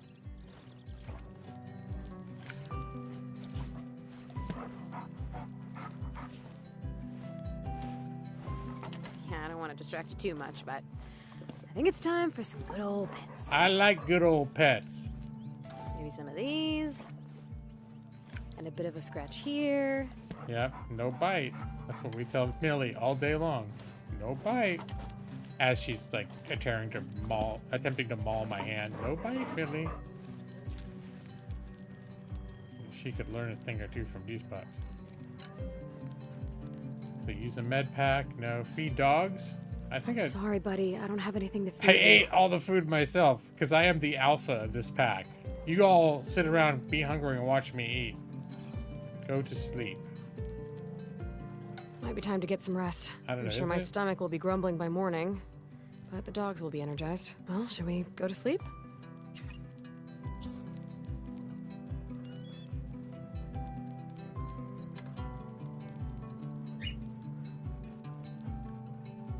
Yeah, 6 hours pass. All right. Everyone feeling better? This also occurred to me. It could just be my wireless headphones having interference. My desk has been getting all messed up lately, and there's a dongle that could be being covered up right now. That could be the problem. All right, now let's get back on the trail. Back on the trail? Oh, one other thing I forgot to tell you guys. I got a real itch for some red licorice, but we haven't been able to find any red vines, so I've been getting Twizzlers. They're growing on me. You know, after the big Twizzlers, red vines thing. But this week, finally, we found some red vines, so I'm eating a red vine right now. But I know we've had this bitter history where everyone else, pretty much everyone east who's born east of the Rockies, thinks Twizzlers are great and red vines are shit. And I had to settle for Twizzlers when I wanted my red licorice fix, and they did grow on me. I like them for different reasons, though. Now I'm having a red vine.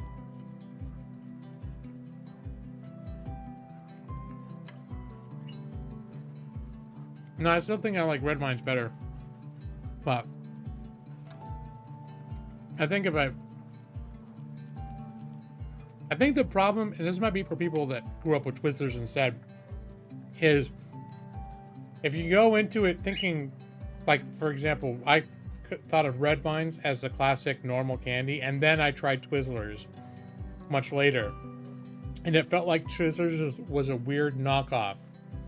And then after we talked with you guys about it, I found out Twizzlers came before red vines. So, like, okay, well, they're not the knockoff. I think whatever one you're used to, if you try the other one's just going to seem weird because, like, the texture is just way different. And... All right. Yeah, Ollie, that was the same. Evie did a video where she tried red vines for her first time too. I think they're not as common. Like, red vines are a West Coast thing. And the rest of the country likes Twizzlers. That's sort of what it seemed like. Ready to go?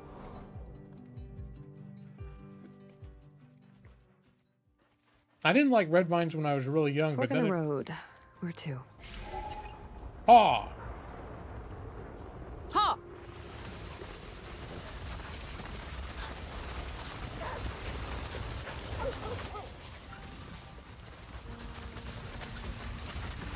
Is this a bad idea?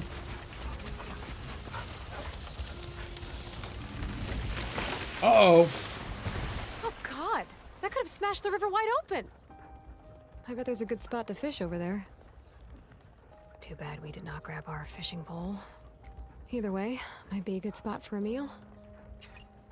Yeah, check out the fishing hole. We might not be able to catch anything, but we can still check it out. I'll be right back, pups. There are probably still fish under here, right? I want to, yeah, look for the beaver. Maybe that beaver is still around. Beaver hunting seems easy enough. It's not like they run. It's more of a meander. Now, Don't where to underestimate go? the beaver. Uh-oh. Oh, shit. Oh, you almost hit me! That beaver is a murderous bitch. There you are. I should probably ready my rifle. Hunt If you don't the mind beaver. just staying right there.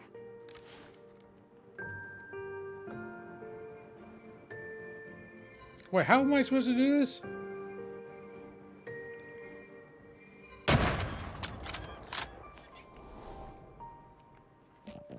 I obviously do not understand the minigame.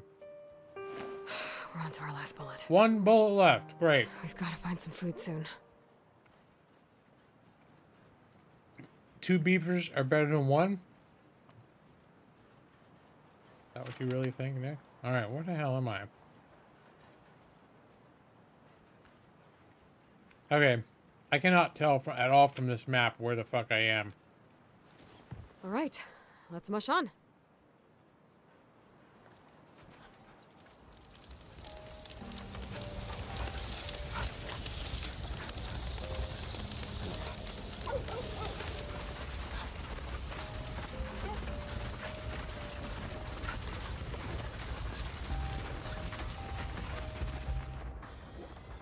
I'm certain I read that owls are good omens. Wait.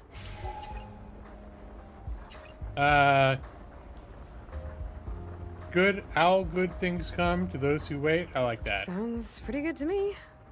What do you pups think? Follow the owl? For reals?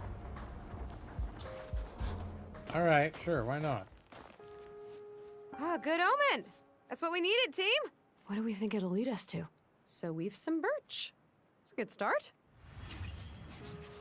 Watch the owl. Maybe it wants to eat us, or wants us to eat it. No. I don't think so. Watch the owl. I've never seen Are an they owl this bad close omens? before. So, what omen do you portend? I never heard that. We can't go back. We haven't done anything yet. If I go back now, I'll have failed. Again. And Chomper is ready to run. He's hungry for competition, among other things. You're probably not gonna eat through the gang line and run off into the woods, are you, buddy? Right? Right? Stop corncob biting the gang line! Self double wrap the gang line near Chomper. What? Oh, was that a gift? It just puked. Inspect the pellet. Yeah. Eat the owl puke. Bones, bones, bones. Right. It's just full of bones. That's a- Someone's eating well out here. It's a great omen. Okay, I'm back. Let's go, Chomper. Guys, remind me never go to Alaska. I will die immediately. I do not know how to Alaska. Now what? G!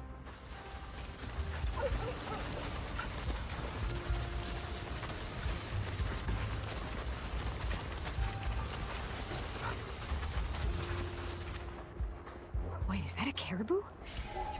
So, last bullet. It was a bad Just omen on the breathe. show you were watching? And pull the trigger. Oh, I see how this works. Okay. Maybe? Ah, shit.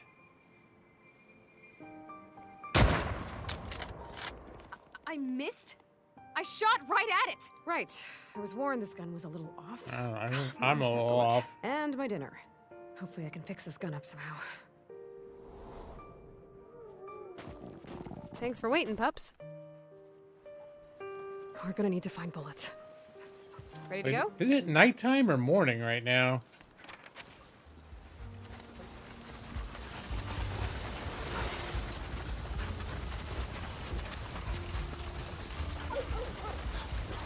I think it's getting darker.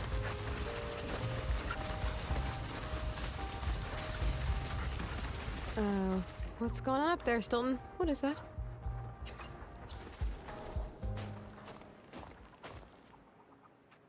Oh, hello. Let the dogs go for them. Okay, on my call, you're gonna try to get yourselves a meal. Hold. Hold. Okay, go!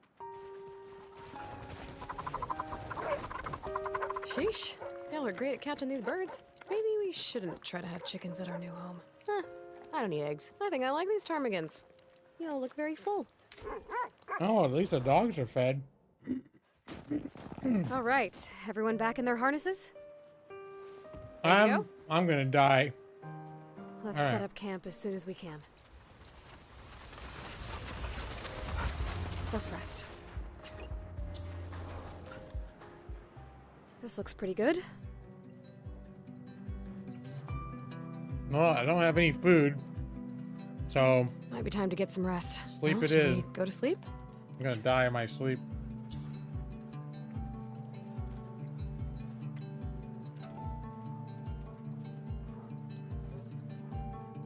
All right, everyone feeling better? It feels like it's just the middle of the damn night now. I need to eat first. I'm not sure I'll wake up if I don't. Well, shit.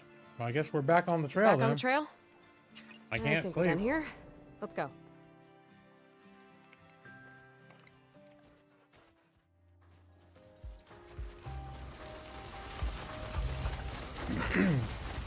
All right, dogs, find Fork in the food. road. Where to? Don't know. Gee! I'm feeling a little weak, pups. It's getting dark, right? I'll just rest my eyes. Keep on running, pups. Sounds like a bad idea. I starved. A nightmare. Okay, well, at least I have an idea of what could happen to me out there. Oh, yeah, we really need to take care of ourselves out there. We've got a lot of stomachs to think about. I can't take care of you if I don't have the strength to keep my eyes open. We have to plan ahead. Are we ready for this? But I suppose it is making me prepared. As you play, you will make interesting discoveries. Pet an elk. Okay. By the end of each run, these will be added to your journal. Alright. Journal is a packing list.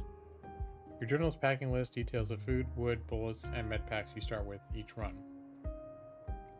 As you make more discoveries and become more prepared, you start future runs with more resources. Alright. You go 1 day without food. In this game, I know in real life you can go more than 1 day without food. Okay.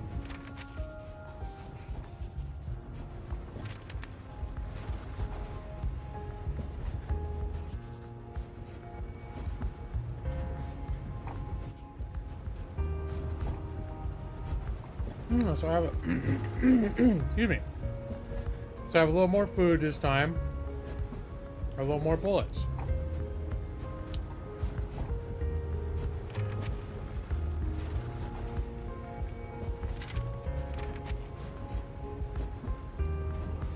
Felt small out on the plains. Are there really a million lakes? Alright. Last in animals. Oh, I love the drawing skills.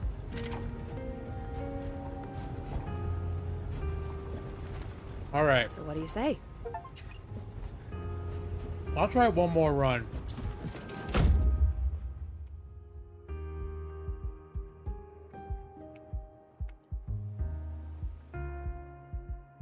Right, the cabin's supposed to be...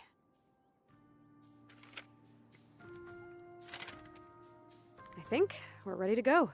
Yeah, I have no idea how to mush read on. this map. Alright, guys.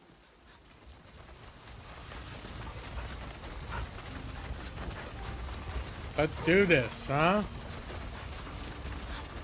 Oh, I guess we're going this way. No, don't run into the tree.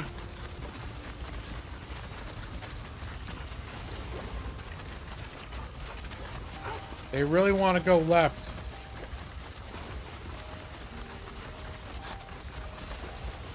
Looks like we found some birch trees. Yeah, rip off some birch. I need you to start fires. That was more work than it should have been. It didn't Let's get look back like to it. more work. Oh, that was it? Oh, Come and back. now I've got 2 birches. We can start a fire at camp now. Let's go, Chomper.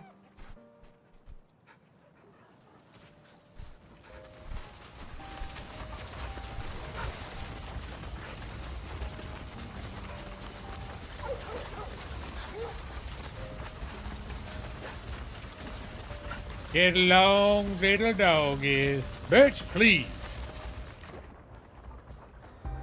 I'm certain I read that owls are good omens. No, I'm not falling for that shit. Didn't they mean certain death? I'm gonna take what Nick told me. I remember. Silent in flight, they only bring fright.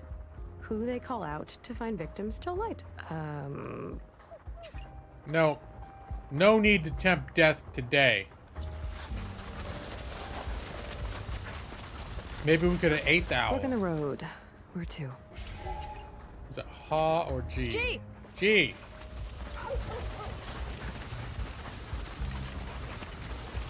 Owls are like witches. Alright. Ooh, what is this? Is that a squirrel up there? Why is it running so... Oh, it's a weasel. Check it out. Where did it go? I can only see a tree. Oh no. Hey. Ah, there you are. You're not very good at hiding. Hunt it. Oh no, really? Perfect, just Oh, as I you may have are. sent the dog after it.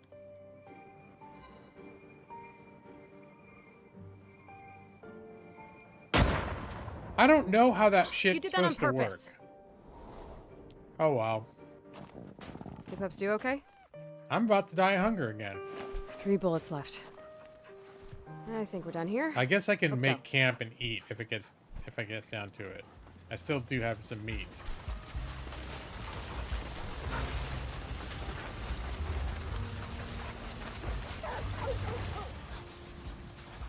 We saw the forest.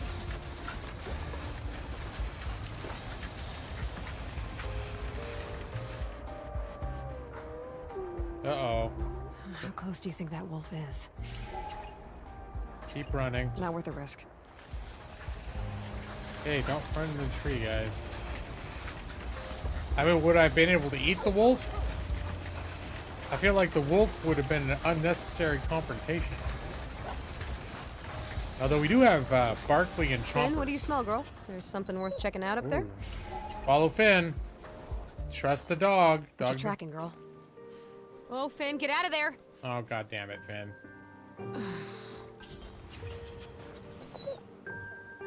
It's okay. It was bound to happen. It's Finn. Look how sad Finn is. It's okay, buddy. Previous owners warned us. But hey, you followed your nose, and it could have been something amazing. We'll try again Brad? sometime. Are you delighting in Finn's misfortune, Brad? Okay, I'm back. I think we're done here. Let's go. All right. I think We'll make a camp at the I next think I safe need spot. to make camp now so I can eat some food. Oh, the dogs are fucking starving too, almost. I know it didn't work out this time, Finn, but I trust what you can find. You've got a nose that shows you far more than I can see. And you're probably used to smelling like skunk by now.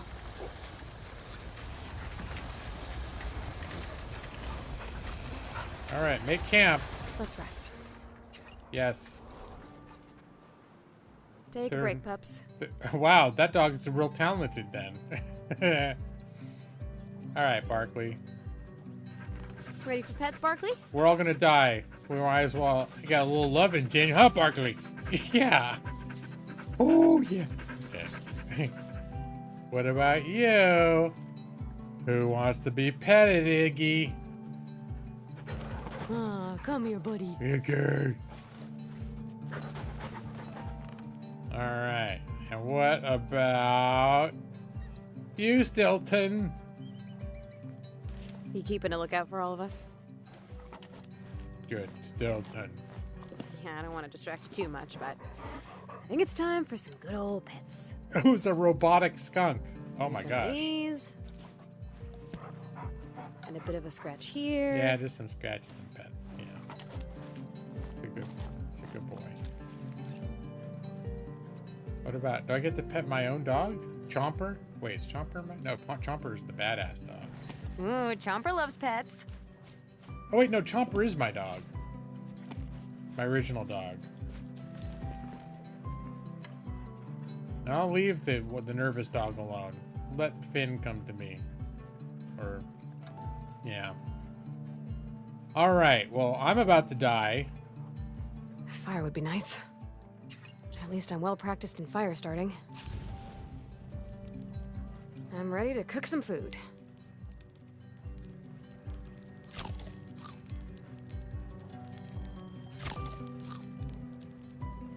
All right. I'm gonna eat, and then Food time. I'm gonna Chow give the down, rest to the dogs. Do I have to choose? Oh no. I was gonna say they're gonna make me choose which dog to feed. That would be cold as hell. All right, that's it.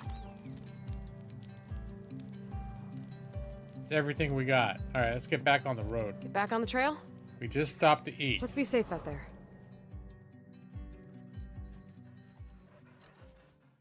All right. Go find food. I need to teach one of these dogs to shoot. Because I suck at it. Let's go. Let's go. G. G! Which dog do you love the most? Feed only them.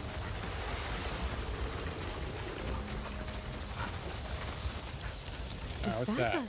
Oh, another skunk. Gee, skunk. guys, darn it.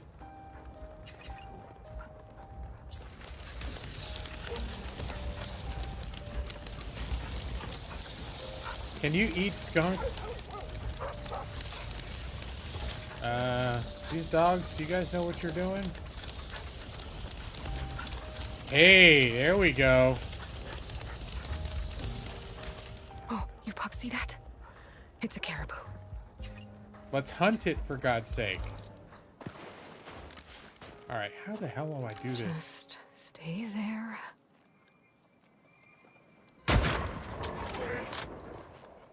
Thank you, caribou. Oh, I God. appreciate you. Thank you. Now for the part I like less. I'll meet you back at the sled, pups.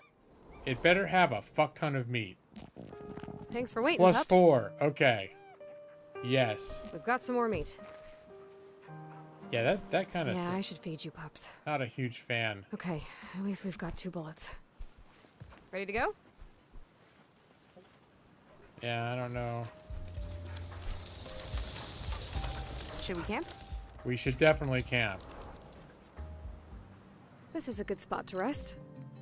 All right, dogs. Here, we're just gonna go straight to the Food feeding. time! Chow down, pups.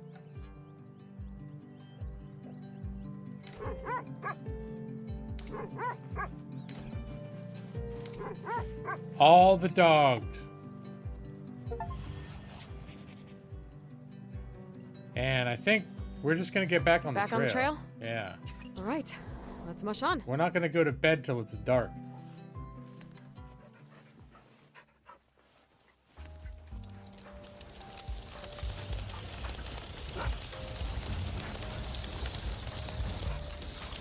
All right, we need another. We need more animals that the dogs can hunt themselves, too.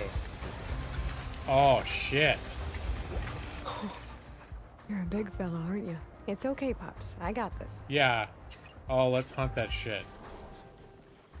Oh, no, that thing looks way You're too making this close. feel really personal.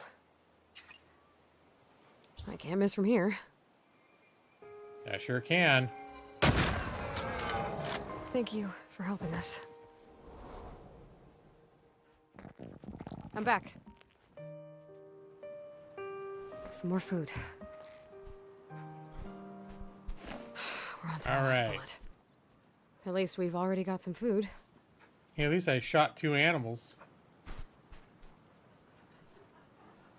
All right, you guys. All right, let's mush on. Let's mush on.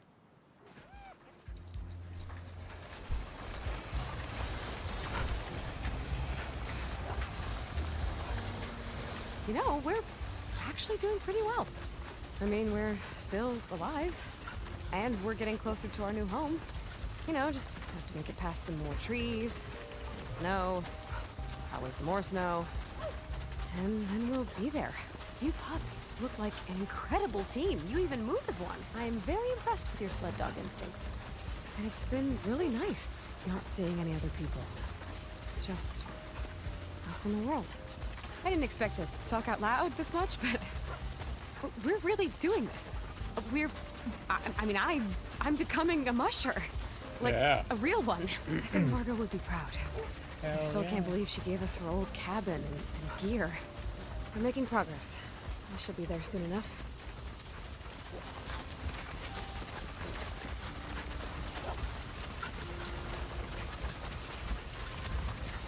Yep. Now what?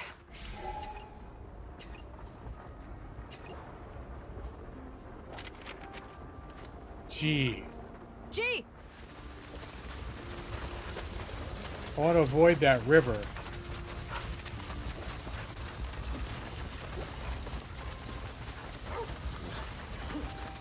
Oh, there's an owl somewhere nearby. No. No, the owl is bad. Oh my god. What the fuck? If you receive another injury, you will lose this run. You can use a med pack at camp to heal yourself. I guess owls really are bad omens. So just a run-by moose smacking to make sure I know where I am, huh? Like a drive-by? An Alaskan drive-by?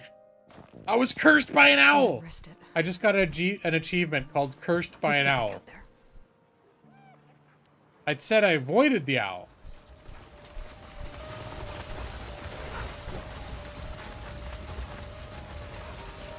I thought things were going to plan. Yeah, then the owl They fucked did, it up. But now... One So dumb sure, owl. The moose rushed right at us. We only barely made it out okay. Next time we're This gonna might be fuck too up much all for the us, owls. But how do you know when something is actually for you? We'll find our way. Our instincts have gotten us this far. Look at what we've already done.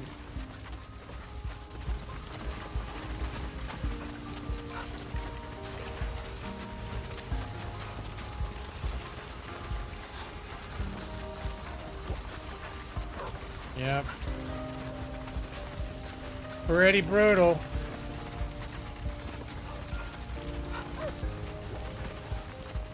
There's so many tree stumps over there. Let's check it out. Ooh, an I'd axe. feel a lot more comfortable if it didn't just feel like people disappeared here. Well, there's an axe here. Take a look around. No, look around more.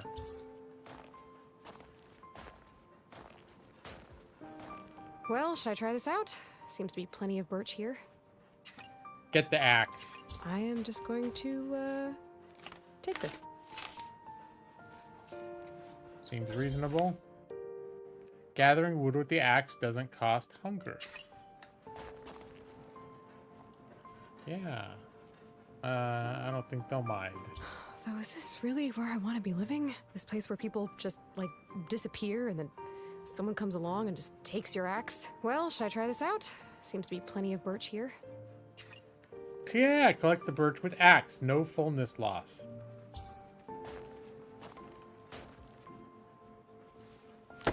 It's so much easier than ripping this off by hand.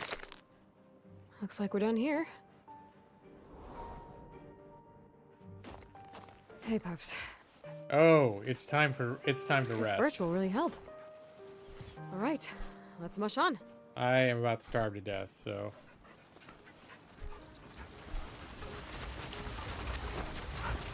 Should we camp? Yes, we should definitely camp. This looks pretty good. And A fire would be nice. check out the old fire pit. Okay, just a little birch bark, a little spark, and behold, fire. And let's see, let's use a med pack. Patch myself up. I'll be okay.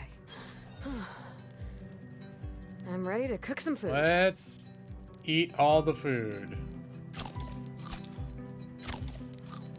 All right, actually, maybe I'll eat this much and save some food. And give some to I give one to the dog. Food time. Chow down, pups.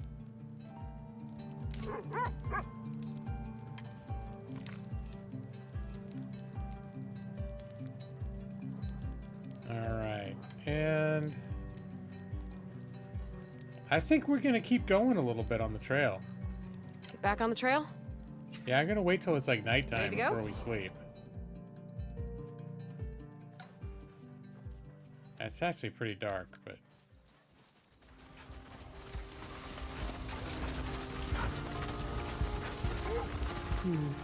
Let's go. Ha! Ha!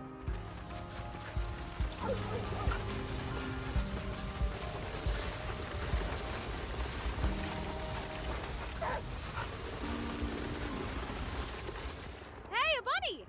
Oh yeah, check it out. Dogs eat bunnies. Oh, a bunch of... Oh, yeah. Dog Hello? buffet. So, like, y'all family, or...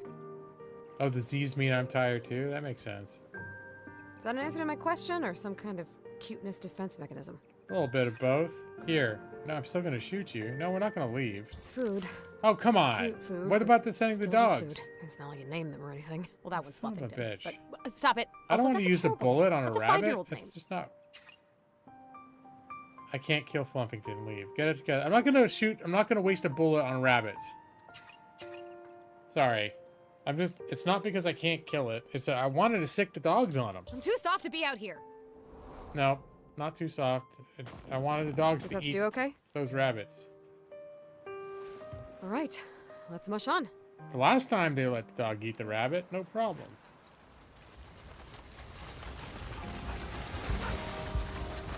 I'm too soft to be out here on the internet. Can you relate, Brad? Yeah, I always thought you were pretty sensitive.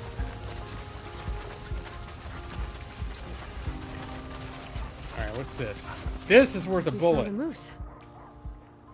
We could use a few good meals. I'm gonna fuck that moose up. Don't mind us. Shoot.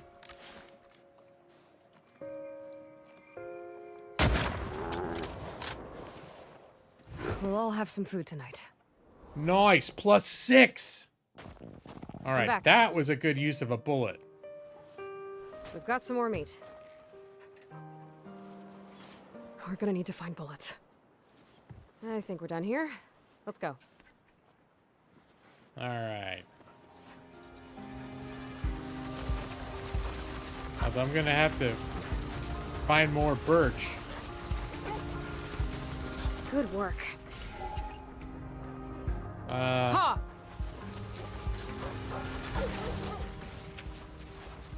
I ran by a river. Is that a campfire up ahead?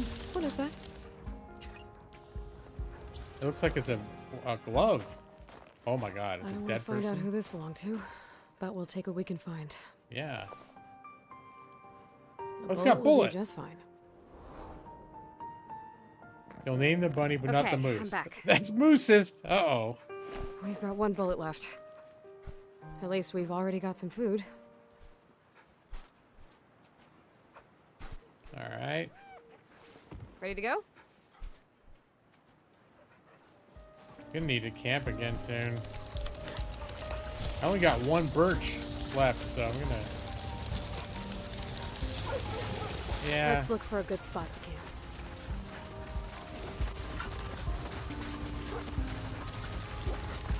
We're all real hungry. Why would someone just put a door out here? Can I open it? Oh my god. What the fuck? Snow.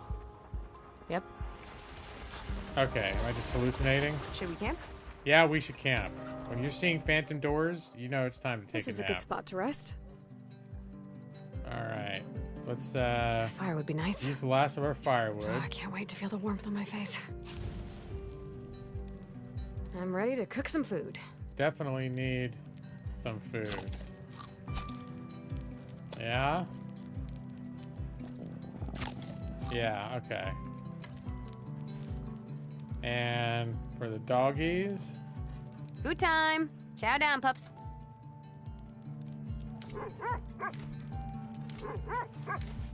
the rest for the dogs. And do we need some pettins? Barkley, you need some pettins? Some lovins? It's good to have you on the team, Buckley. Yeah. Yeah. And Finn is still hiding in the bushes. We'll leave Finn alone. Iggy needs some lovin's. Oh, let's get those pets in, buddy. Yeah. And everyone's gotta be pet. Where's Chomper? My old friend. I shouldn't have brought you out here, buddy. I didn't think it was gonna be this wild. I thought it'd be more like extreme camping. We're great at camping. Isn't this extreme camping? We just have to keep going. No matter if mistakes are made. At least I learned how to shoot, sort of. I still don't know that I know exactly what the hell I'm doing. Stilton. Pets, pets, pets. Yep, good old Stilton. Alright. Let's go to sleep. Might be time to get some rest. Well, should we go to sleep? Yes.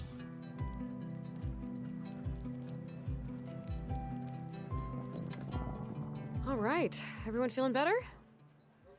Yep. Let's do this, bitch. Back on the trail? Let's get back out there. We go through a lot of food.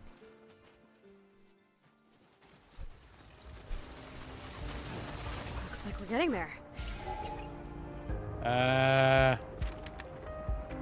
That's Ha again. Ha! There's some spooky ass woods over there. Some say these Looks like old. we found some birch trees. Ooh, birch trees. Yes, I need that. Is that a pile of birch Oh shavings? shit. I wonder how long they've been here. We'll take a couple. We don't need all of it. Why not all of it? Okay, I'm back. We can start a fire at camp now. Yeah, the being tired get back reduced the max 100, but I think I filled in with all the food that I had, so... But yeah, the resting refills the max. But the max that I had before rest, like, still took all the food to fill it.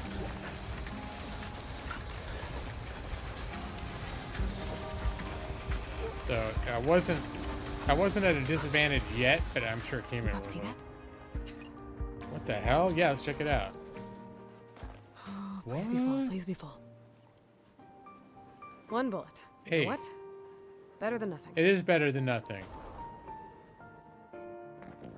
Thanks for waiting, pups. Ah, look at me getting hungry again. All right, we got 2 bullets. All right, let's mush on. Let's mush on, guys. Alright, good. They know where they're... I was like, it looks like we're just running into a bunch of trees, but dogs know the way. We're Yeah? making progress. Let's go G. G!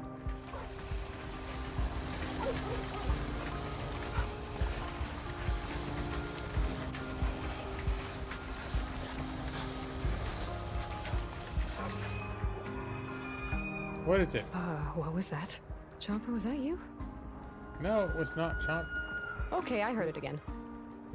Yeah, let's follow. That sounds like some kind of a caribou or something. Oh yeah, Did you make that sound? you sure did.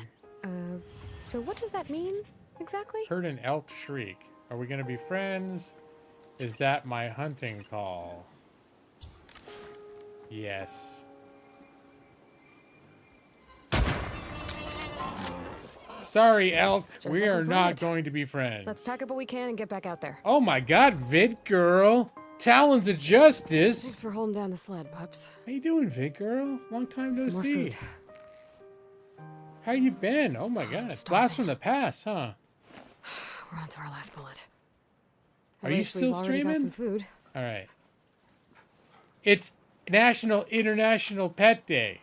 So I'm in the process of getting I'm an amateur dog sledder, getting all of my team dogs killed. That's sort of the plan. We got food though. Let's get back out there. It was a elk. Yeah, I'm gonna need to camp again and cook some food up because Let's rest. yeah. This looks pretty good. A fire would be nice. Apparently people need to eat 18 pounds of meat a day not to At least I'm starve in well practiced in Alaska. fire starting.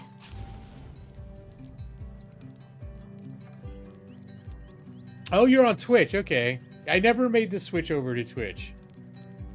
Because basically, the 10 people that that watch me, they know where to find me here. So I stayed here.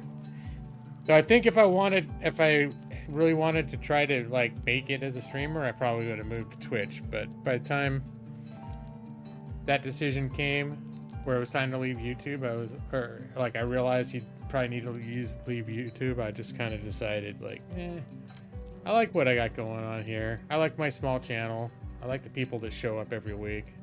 People know where to find me. I always used to think like if I ever did grow real big, that almost ruined what I like about like hanging out in a small stream. It can cram in so much caribou. I'm ready to cook some food. I'm cooking some food. All right. Yes, yes. Fill her up, baby. And we'll give some to the dogs too. The last piece of meat. Food time. Chow down, pups. Now, pup, eat the meat, doggies. And we're gonna pet Stilton. Pets, pets, pets. Pets, pets, pets. All right. I don't know why I favor Stilton. He's an old timer, just like me. All right. Let's, we don't need to sleep yet.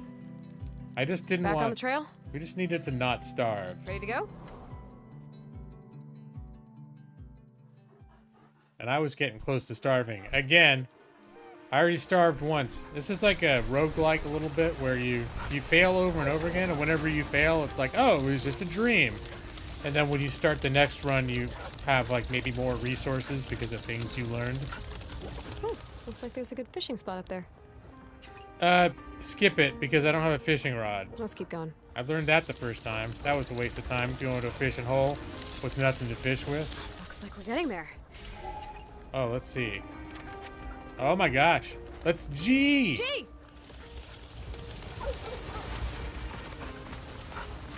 Go, doggies, go!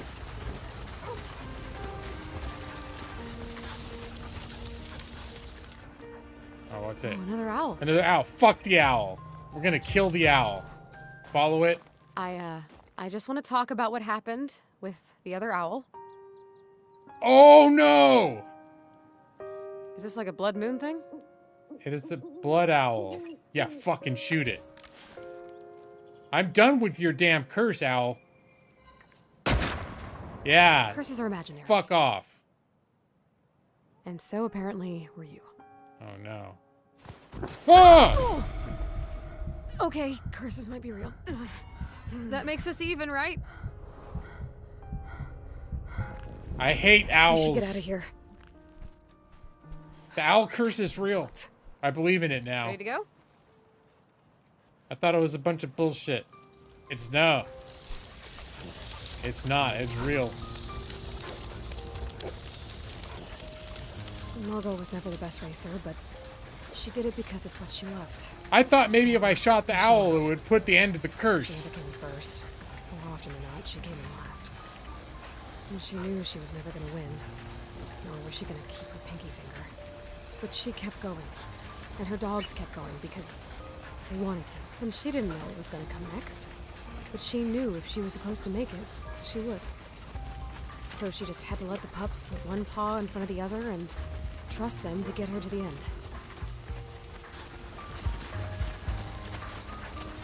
My goodness.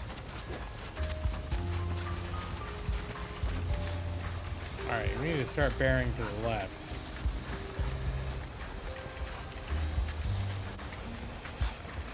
Am I out of bullets? Oh, shit. Alright, dogs. We need to find some meat that the dogs can hunt themselves.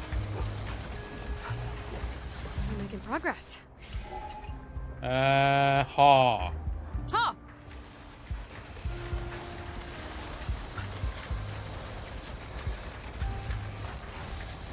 I need an amulet or voodoo magic to lift the curse. Yeah, I'll take it. At this... Look out! What the fuck? Stay back! What? Keep Get out of yelling. here! I don't have any bullets. Barkley. Mickey! Leave them!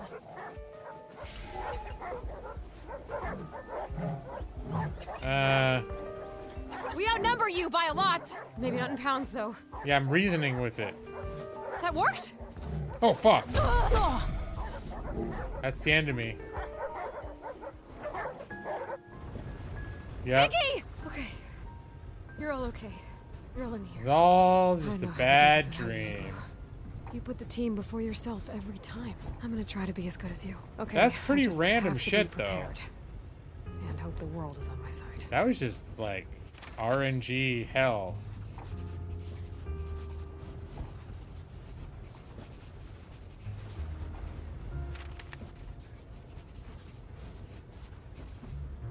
Maybe the outbreak? I wonder what the Oh yeah, I died. I don't think it's considered losing because you're supposed to die. It's supposed to be multi-runs. But yeah, I felt like I was getting right. I was really close to that cabin too. Did you like that, Brad? Yeah, I've seen. Seems like there's a lot of special moments in this game for Brad to enjoy, more than usual. So now I got a little 4 bullets, 3 food, and 2 wood. I think that's a little. Is that extra wood?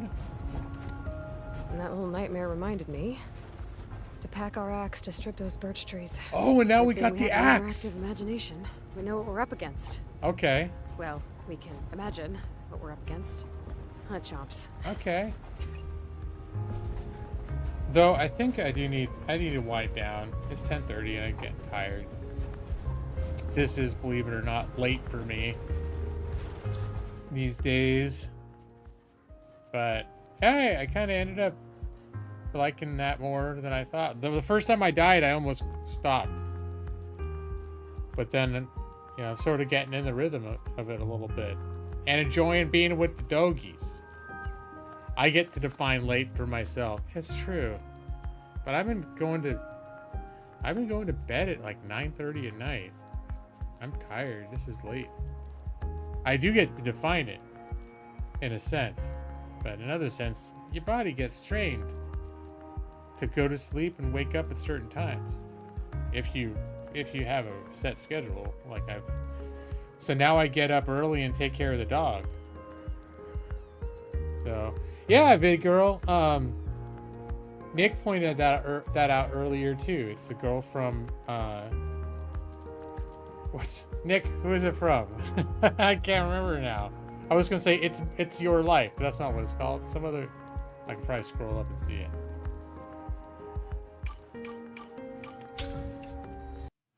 Here we'll go to the Ashley Birch. Yes. Of Life is Human. What is that game called? Here, I've scrolled up enough.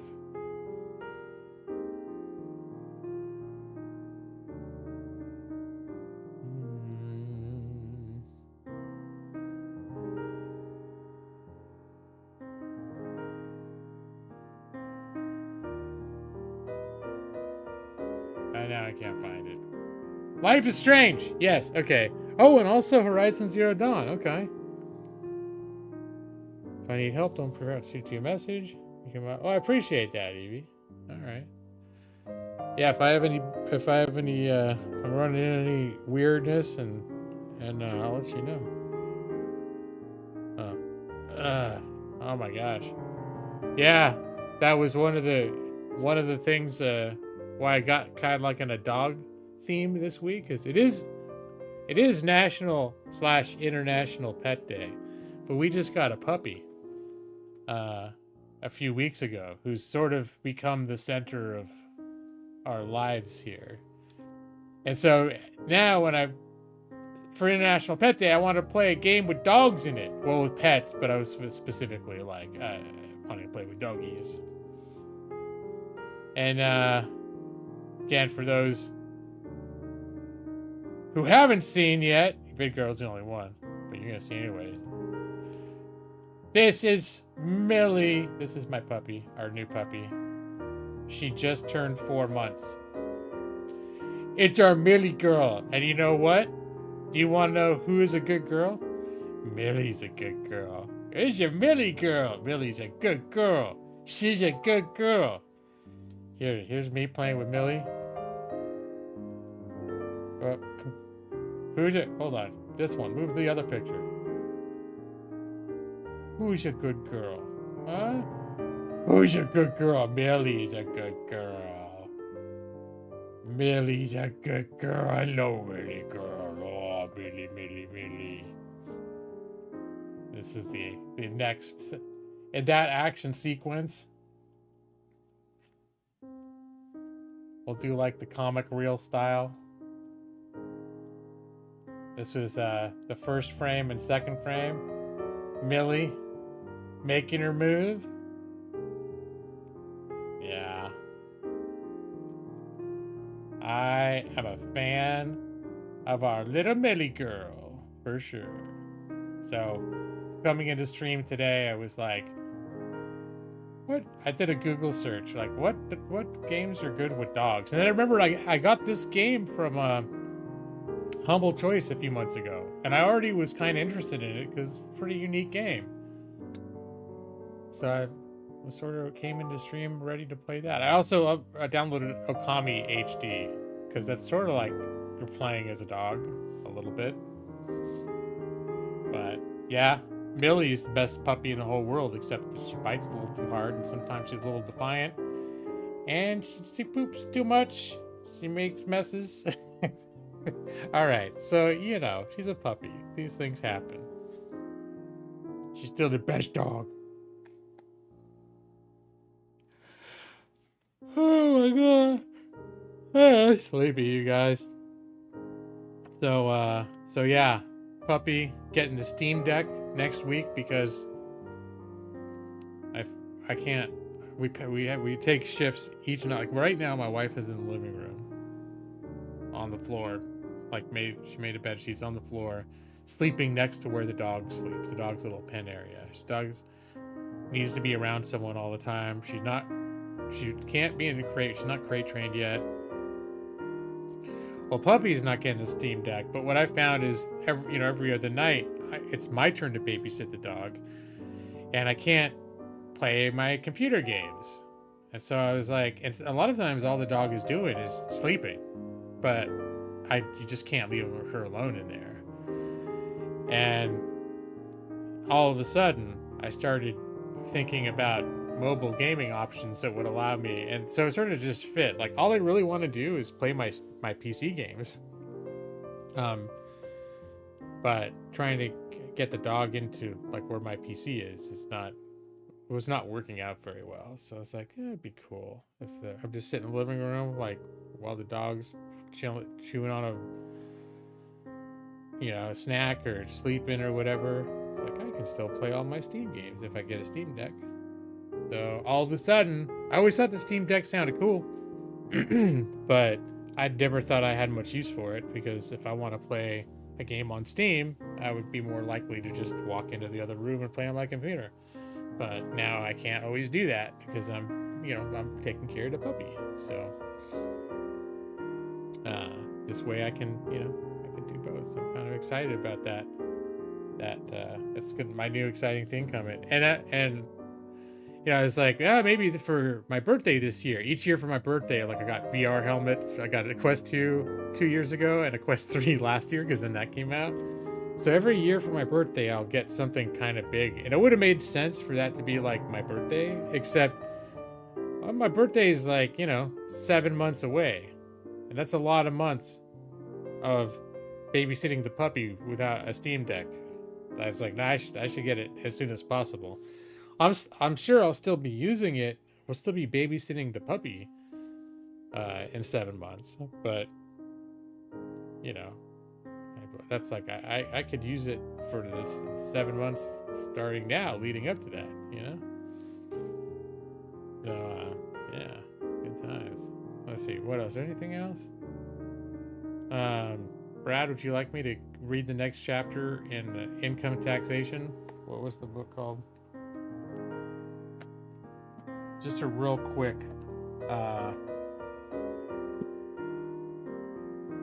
What's it about? Oh yeah, federal income taxation.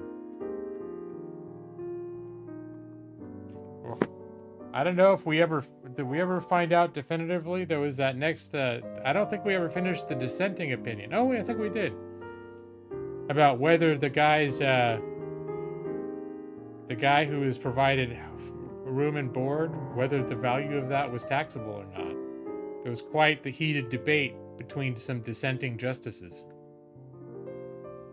You want evidence? The structured approach. Okay. There we go. Do you want me to jump straight away to the case law, Brad? It seems like you didn't like the introduction. Because these books all have like 75 pages of introduction.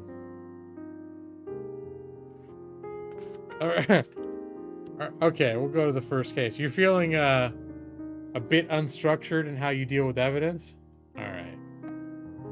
That's fair. This could become my new thing, you know?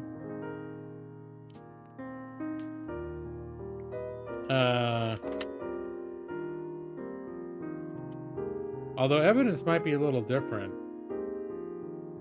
Oh, there is some case law. Evidence is largely also, it's like rules of evidence based. So it is one area of law.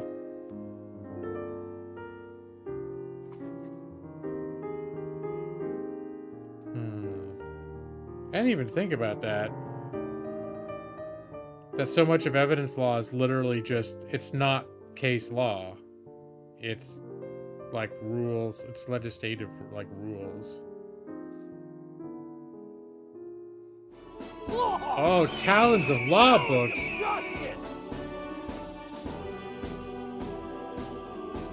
Let's see. There's the chapter 1, the process of proof. How many times cops are allowed to kick you in the dick and evidence remains valid? Seems like too many. Well, let's see. Process of proof. That's like the fruit of the poisonous tree principle. But that's more to do with Fourth Amendment violations. That if someone does like an illegal search, that they can't use that evidence. But do they cover that in this? Because here, like, the thing I remember the most is hearsay. Hearsay was like, felt like it was 75% of the class. Then there's questions of relevancy. Relevance distinguished from probative value. Materiality. A closer look at the reasoning process. There's a case there.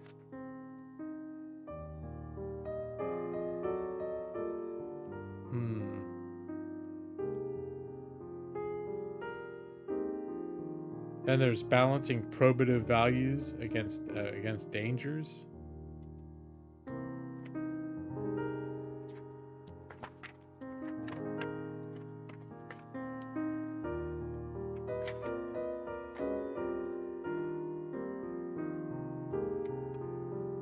All right, settle in, Brad. Or I'm going to take you on a mystical journey of the State v. Jaeger. It's a Utah case, 1999. How, Chief Justice? Defendant Donald L. Jaeger appeals from his second-degree murder conviction, a first-degree felony in violation of Utah Code 76-5-203. He contends that 1, the trial court erroneously excluded evidence of the victim's prior suicide attempt. Yeah, are you worried about that? This is about relevancy. And on August 22, 1990, shortly after midnight, Jaeger called 911 from his home and reported that his 19-year-old live-in girlfriend, Mary Barnes, had shot herself. When police and paramedics arrived, they found Mary partially clothed and lying in the kitchen. A .22 caliber pistol was lying, quote, pretty close, close quote, to her right foot, and an empty shell casing was found between her ankles. Mary was unconscious and had a weak pulse when the paramedics began to treat her injuries. The bullet entered her neck just above her clavicle and had struck the subclavian artery, causing severe internal bleeding. In an attempt to preserve evidence, one of the police officers taped brown paper bags on Mary's hands. She died shortly after arriving at the hospital. Jaeger told one of the officers that when he arrived home from work at about 7:30 p.m., the house appeared empty.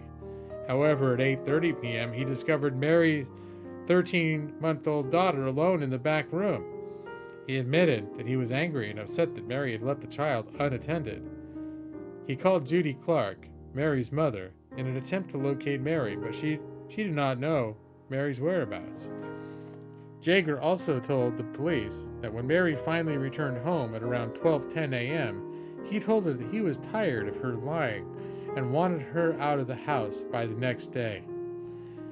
He said that he then called her mother again. After a struggle, Mary reluctantly took the phone. He asserted that after Mary began talking to her mother, he threw a blanket and pillow into the hall for her, and then he went to bed. He stated that he woke later to a bang, and he found Mary lying unconscious on the kitchen floor. He maintained that she shot herself. However, other evidence contradicted Jaeger's story. The police swabbed both Jaeger's and Mary's hands for gunshot residue, GSR. These swabs were then taken to the state crime lab and examined by two separate experts. Both experts concluded that the swabs taken from Jaeger's hands contained elements of GSR, while the swabs taken from Mary's hands did not. Thus, GSR evidence suggested that Jaeger, not Mary, had fired the gun. In addition to the GSR evidence, Dr. Edward A. Lace, the Deputy Chief Medical Examiner, performed an autopsy on Mary's body. The autopsy showed that Mary died from a gunshot wound to the neck.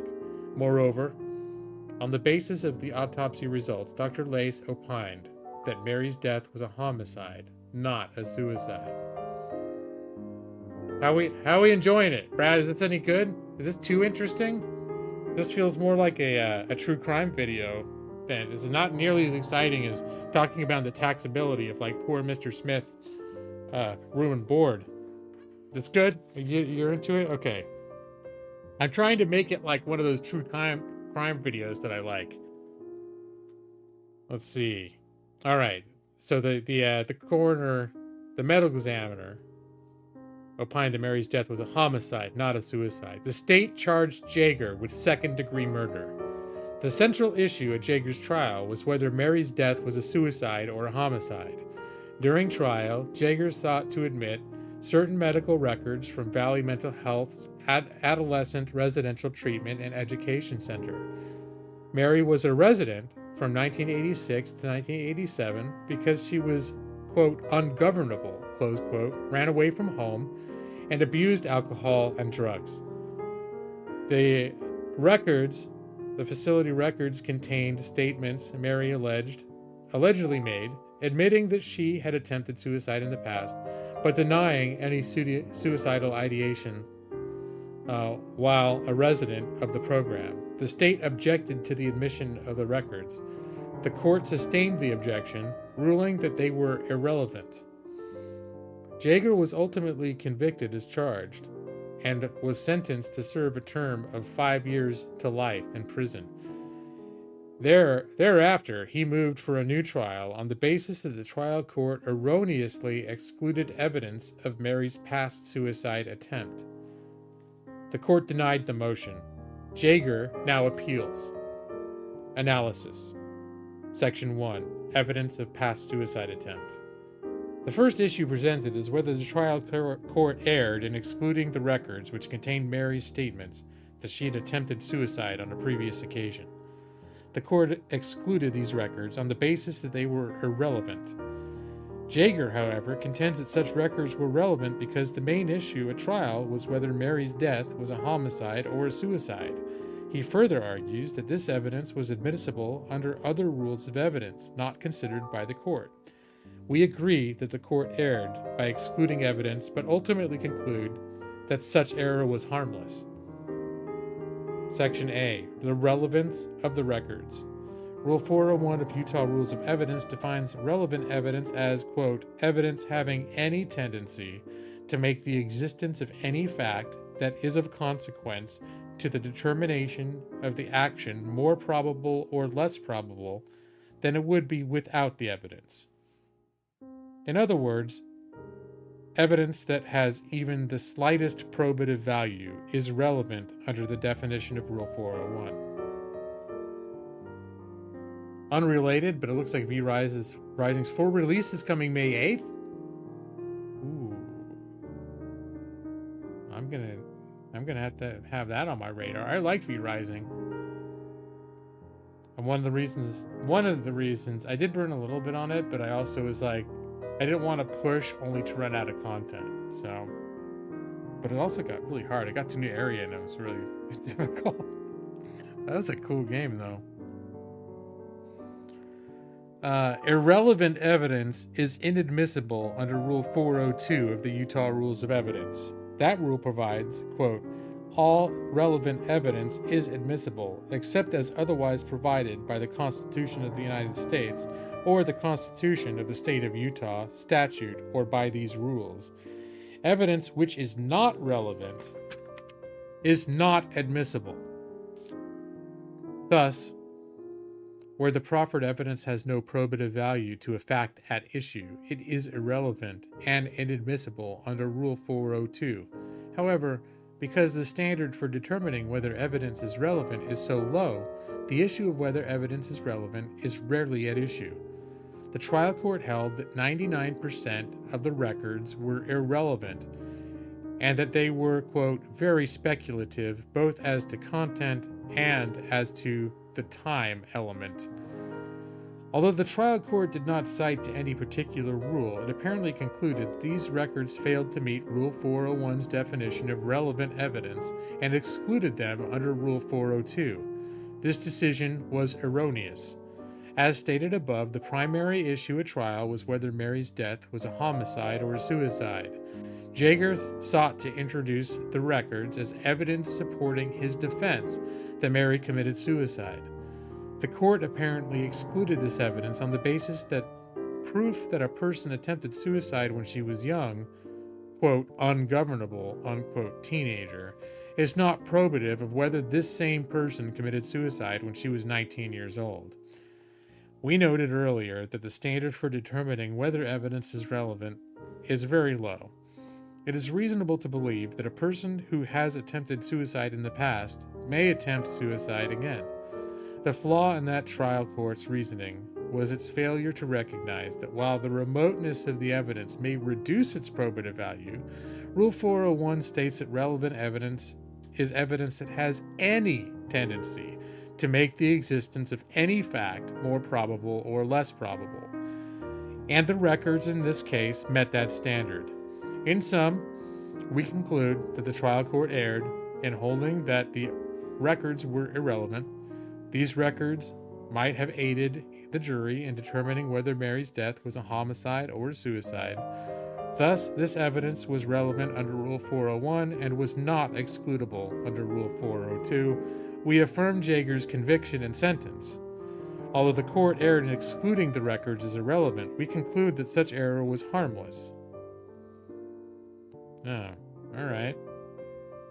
I don't know if I agree with that. And then there's a whole bunch of analysis of the case, but that's not the case itself. So that's the textbook stuff.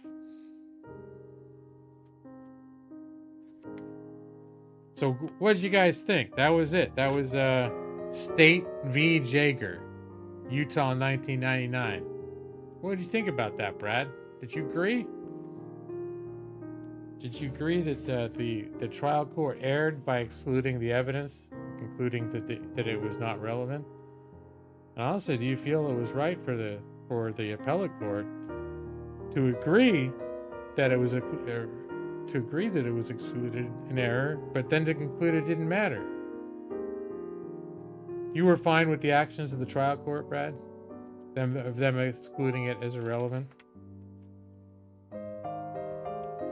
Yeah. Let's see. Oh, balancing probative value against dangers.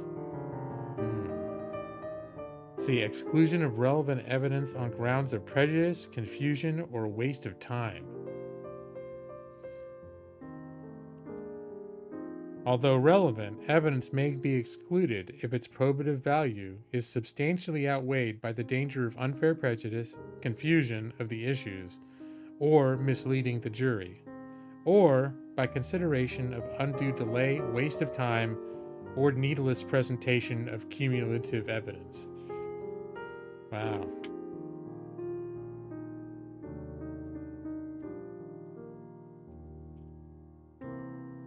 A lot of commentary. Well, maybe we'll save that for next time. That would be Feaster v. United States. It's a DC appellate decision of 1993.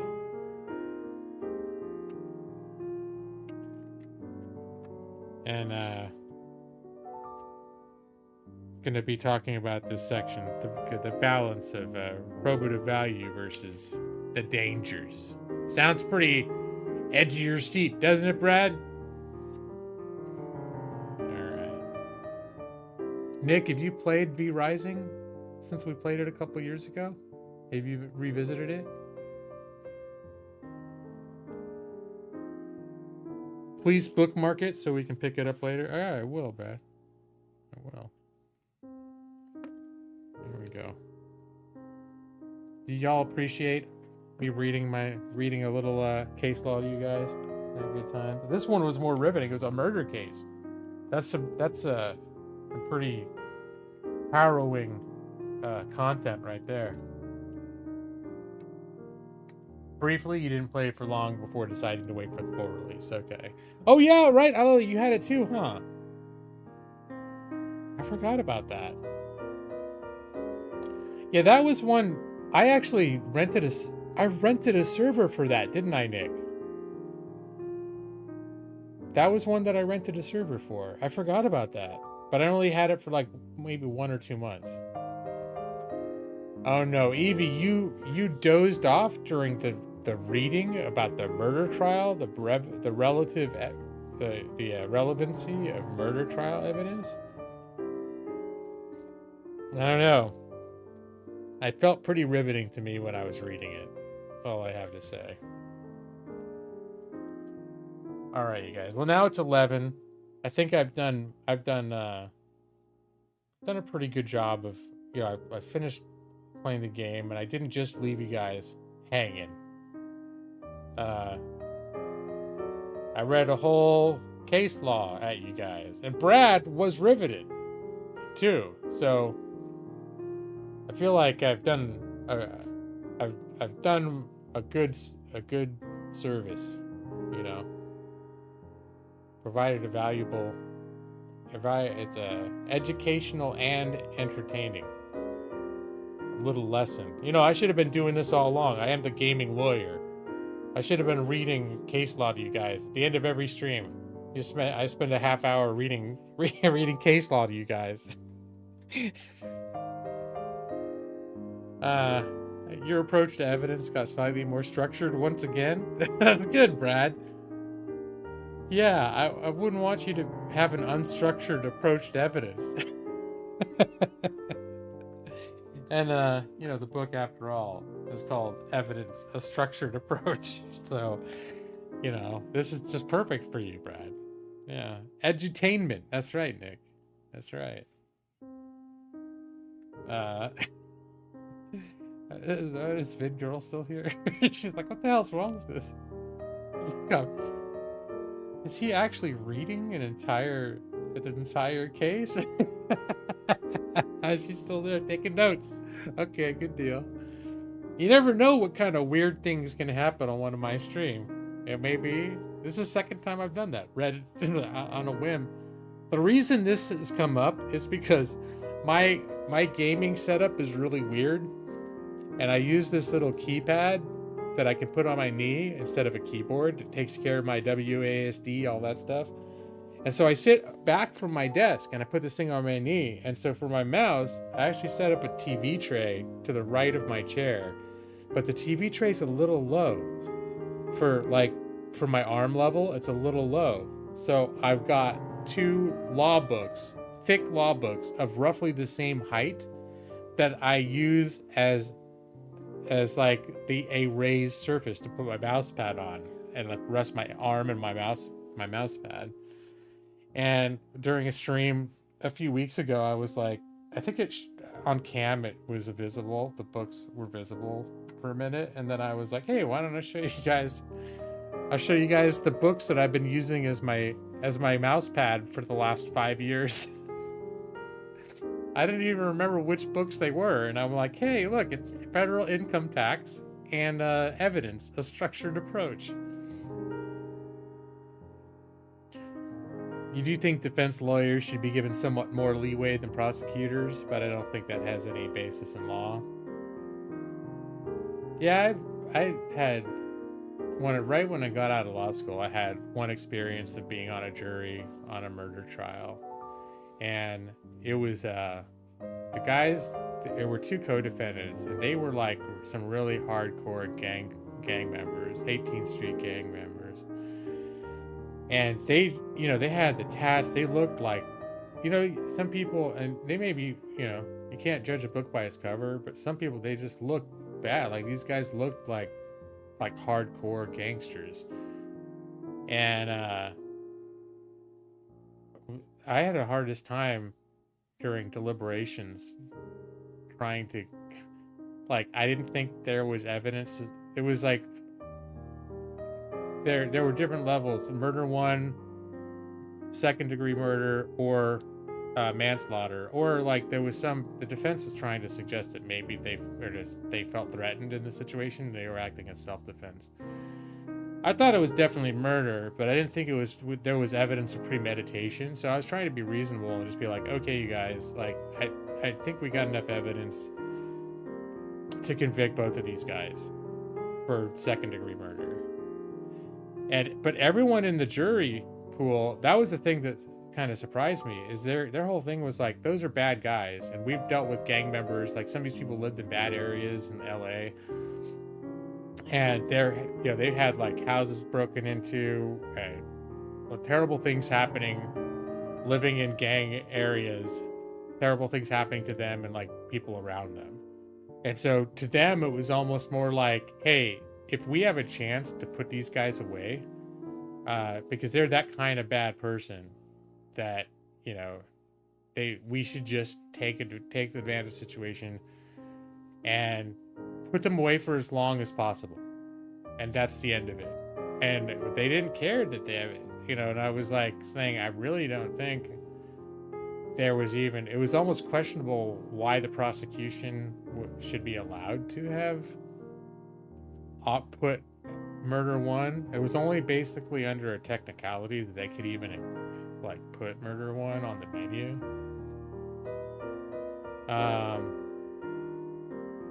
Defense probably had no hope of succeeding at jury selection in a way that would avoid that result. Yeah, I mean, there were, I forget, 80 or 90 jurors that they weeded through to get to their jury pool. I'm surprised I got in there, because usually if they find out you're a lawyer or you have a legal education, they don't want you in there. Because I got called to jury duty again the next year, and as soon as I did during selection, they did the little interview of everybody, and when it came to me, they flat out said, oh, you're lawyers? So that the odds are pretty not good that we're gonna ask you to stay. And I was like, well, I'd be happy. I was unemployed at the time, so it's that $10 stipend or whatever shit you get, the negligible amount of money. I was like, hey, that's more than I would have made per day, if I weren't here. So I was like, yeah, I kind of wanted to be on the jury.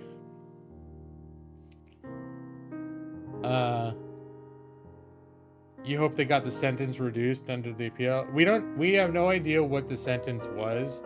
The only thing that they told us is that the death sentence would not be on the record or would not be on the table. So that whatever we chose whatever level we chose to if we decided to find them guilty, there would not be a possibility of death sentence. But beyond that, like what they would actually be sentenced, we weren't around for that. That's something that happened after I guess the judge was deciding that, and we were not present, so we have no idea what the sentence was.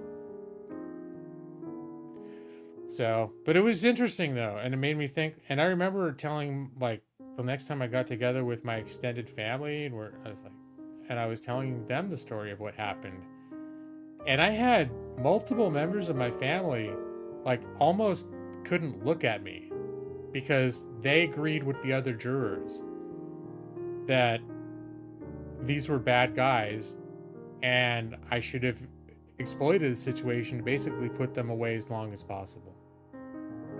But what ended up happening is we were able to settle on murder 2 because I wouldn't go any further than that. But I was sort of like the 12 Angry Men guy a little bit, in terms of, like, I was the one that was really sticking to be like, I'm not going murder 1. I don't think the evidence supports it, and I cannot support the decision of going murder 1. Even murder 2 was a little bit questionable because they were I think there were multiple gang members, and they were sort of as a group involved with shooting 2 people. And there was one witness that like had a whole narrative about, oh, then this guy tossed the gun to the other guy and he shot the second guy. And I'm just like, I didn't know if I completely bought the whole thing, but I did, all told, from the witnesses. And a lot of people didn't want to talk at all because they were scared of the gang members. So the witnesses would avoid eye contact and they were afraid to say anything. Like, they very clearly didn't want to be there.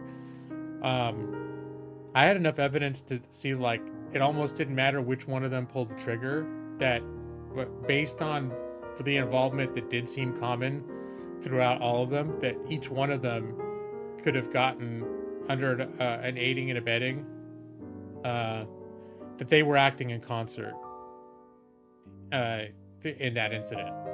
So I was like, hey, if there were 4 of them there and if the other 2 were here, I could have gone after all of them under that theory, because of the way that the witnesses said that they behaved together as sort of a team in this thing. Even if I wasn't 100% like, I didn't know for sure, did person A pull the trigger or person B pull the trigger.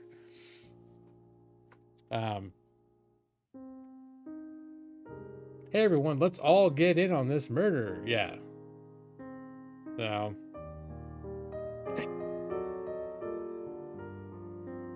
but yeah, no, it was a frustrating experience, and that was not a good feeling too, when it's like, people I grew up with, like I think it was my uncle, who basically was like, he was so mad when he heard that story. He was so mad at me for not using the circumstances, the position that we had as jury, for not using that to just put them away potentially for life, because I could have done it and I didn't. And it wasn't about what would the evidence say. It was about that we had enough evidence to know they were bad guys, and if they're bad, you put them away as long as you can. End of story. And I'm like, no, that's not how it's supposed to work. That's not how the law works, and I don't believe that's not how it should work. I don't think you should use the law in that way. So I had a lot of defense. I had a lot of actual sympathy for the people on the defense, because I think they are fighting an uphill battle, and I think it's hard to be in that position, because during law school, they would sometimes set you up to, like, meet people who are practicing in the field, and just talk to them about what it's like to do what they do. And one person I did that with was a defense attorney, and I remember he seemed like a really just a good guy. And because you hear like in shows and in lots of contexts, they're like, oh, the slimy defense attorneys getting their people off, sleazy defense attorneys using every trick in the book or whatever. And you know, this guy that I talked to was like, he's like, you know, these people do things that are wrong, and it's true that, you know, sometimes you'll defend people and it's not like everyone you defend is guilty or is innocent. But they do still deserve to have somebody advocate for them, because in the adversarial system, the prosecution is not there to be fair and balanced. The prosecution's there 100% to do as much, to convict as heavily as they can. It's their job. It's not bad. I'm not criticizing them, but it's their job. It's the adversarial system. And so the defense is supposed to take the other side. And when both of them are zealously presenting their case, that's what is supposed to produce the information the jury's going to need to make a good decision.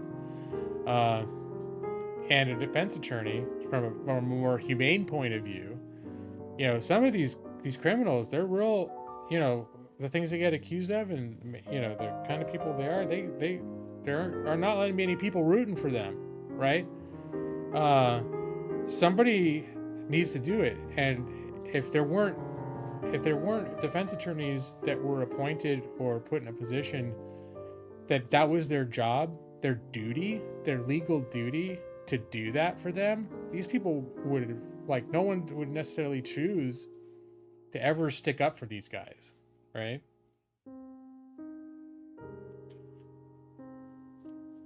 Constitution makes it clear that prison slavery is fine, so yeah, our attitudes on that are a mess. Yeah. Oh, you see, people seem to think prison is mostly for punishing people, and that's like all the discussion about the purpose of prison is whether it should be punitive or rehabilitative or a balance of the two.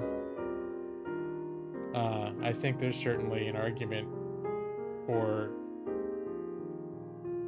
both, but I think rehabilitation is an important part because if they're, especially, you know, most criminals aren't in there for life, they're coming out eventually, and you don't want them to just feel chastised when they re-enter society. You want them to be able to function.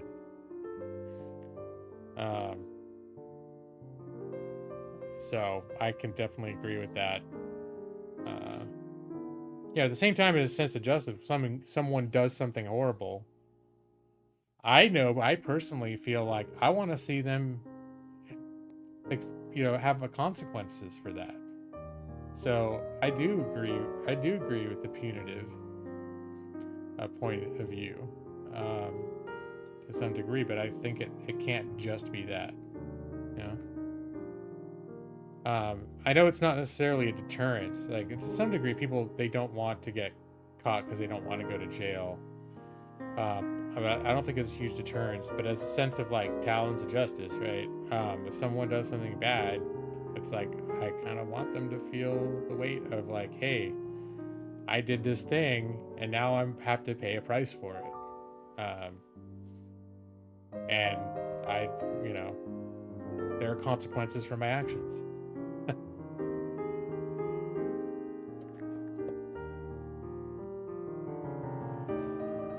So, but I think if I ever were, and that's not my setting at all, to be that kind of attorney. I don't think I would thrive at all in an adversarial type of law anyways. But if I were going to be, it's tough. I can definitely also see, like, wanting to put bad people in jail. Like, I can see, like, there's definitely, that's an important thing to be able to do. If someone's done something bad and there's the evidence for it, that is important that there's someone that's going to be able to make that case that, hey, this person I can prove that this person did this bad thing.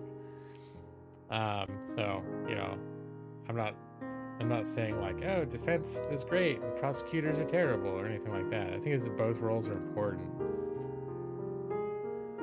But all right, holy shit, you guys. It's 11:15 now.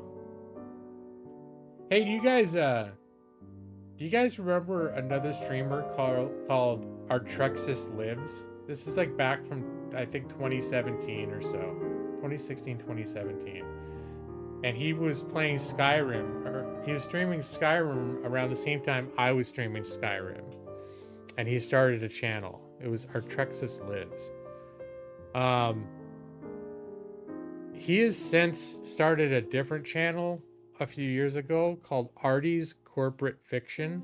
And the whole channel is basically focused on sovereign citizens and analyzing sovereign citizen like videos, like people getting pulled over and using bullshit sovereign citizen like excuses to try to get out of like getting speeding tickets, being like total jackasses and getting pulled out of their cars and shit. I love that stuff.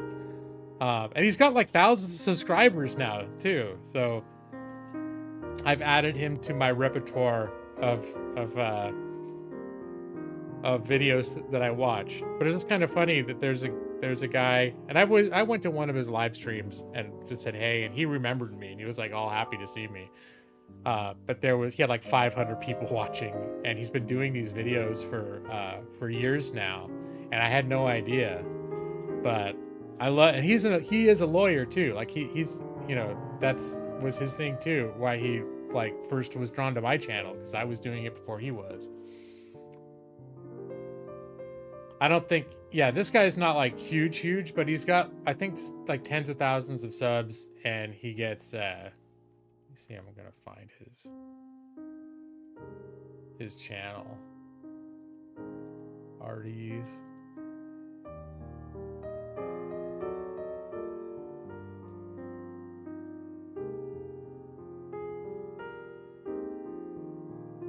There it is. Artie's Corporate Fiction. No, not that.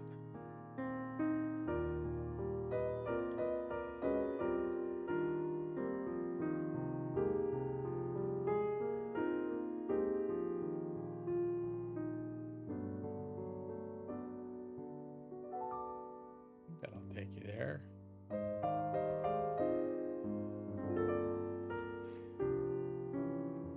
What has he got? How many subs? He's got 16,000 subs. And his videos get like usually a few thousand views and stuff. So he's not like the most famous person on the web or anything. But that's some pretty notable success though, to have gotten to that point. And he's actually, I've watched a few of his videos now, and I feel like he's pretty, the way he reacts to stuff, it's pretty entertaining.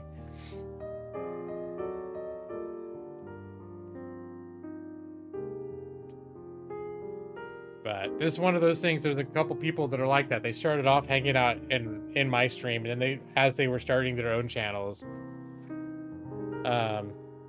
what is that one girl's name? Bewitching Jen or Bewitching? I forget. She changed her name a couple times. And she wanted to start a Skyrim stream, and she started like when I was playing Skyrim. And at a certain point, she switched over to Fortnite, and she became like super good at Fortnite. And now she's got like hundreds of thousands of subs, and like she blew up. She's super big. Like she was legit like big. Like holy shit.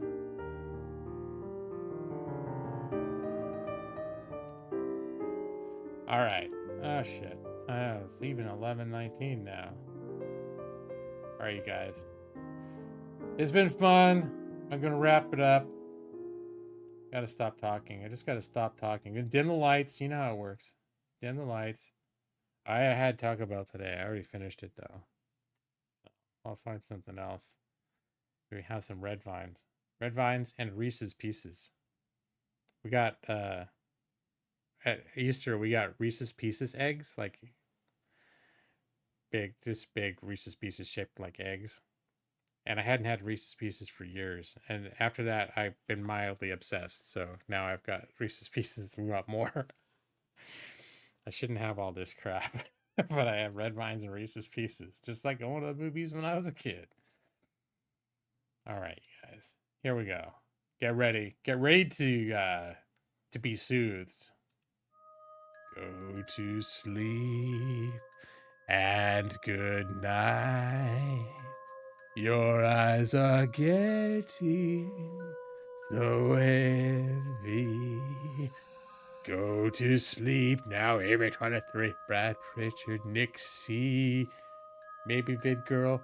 Go to sleep. Alalee, I'll be waiting for you in your dreams. And who knows? Maybe Joss is still there. Beck Snyder, you think she's here? Good night. Go sleep, Beck. Joss. The Skull Sphinx? Nah, he wouldn't be here this late. Mike EL the gamer. Good night, buddy. I don't know if he's here. All right. That's it.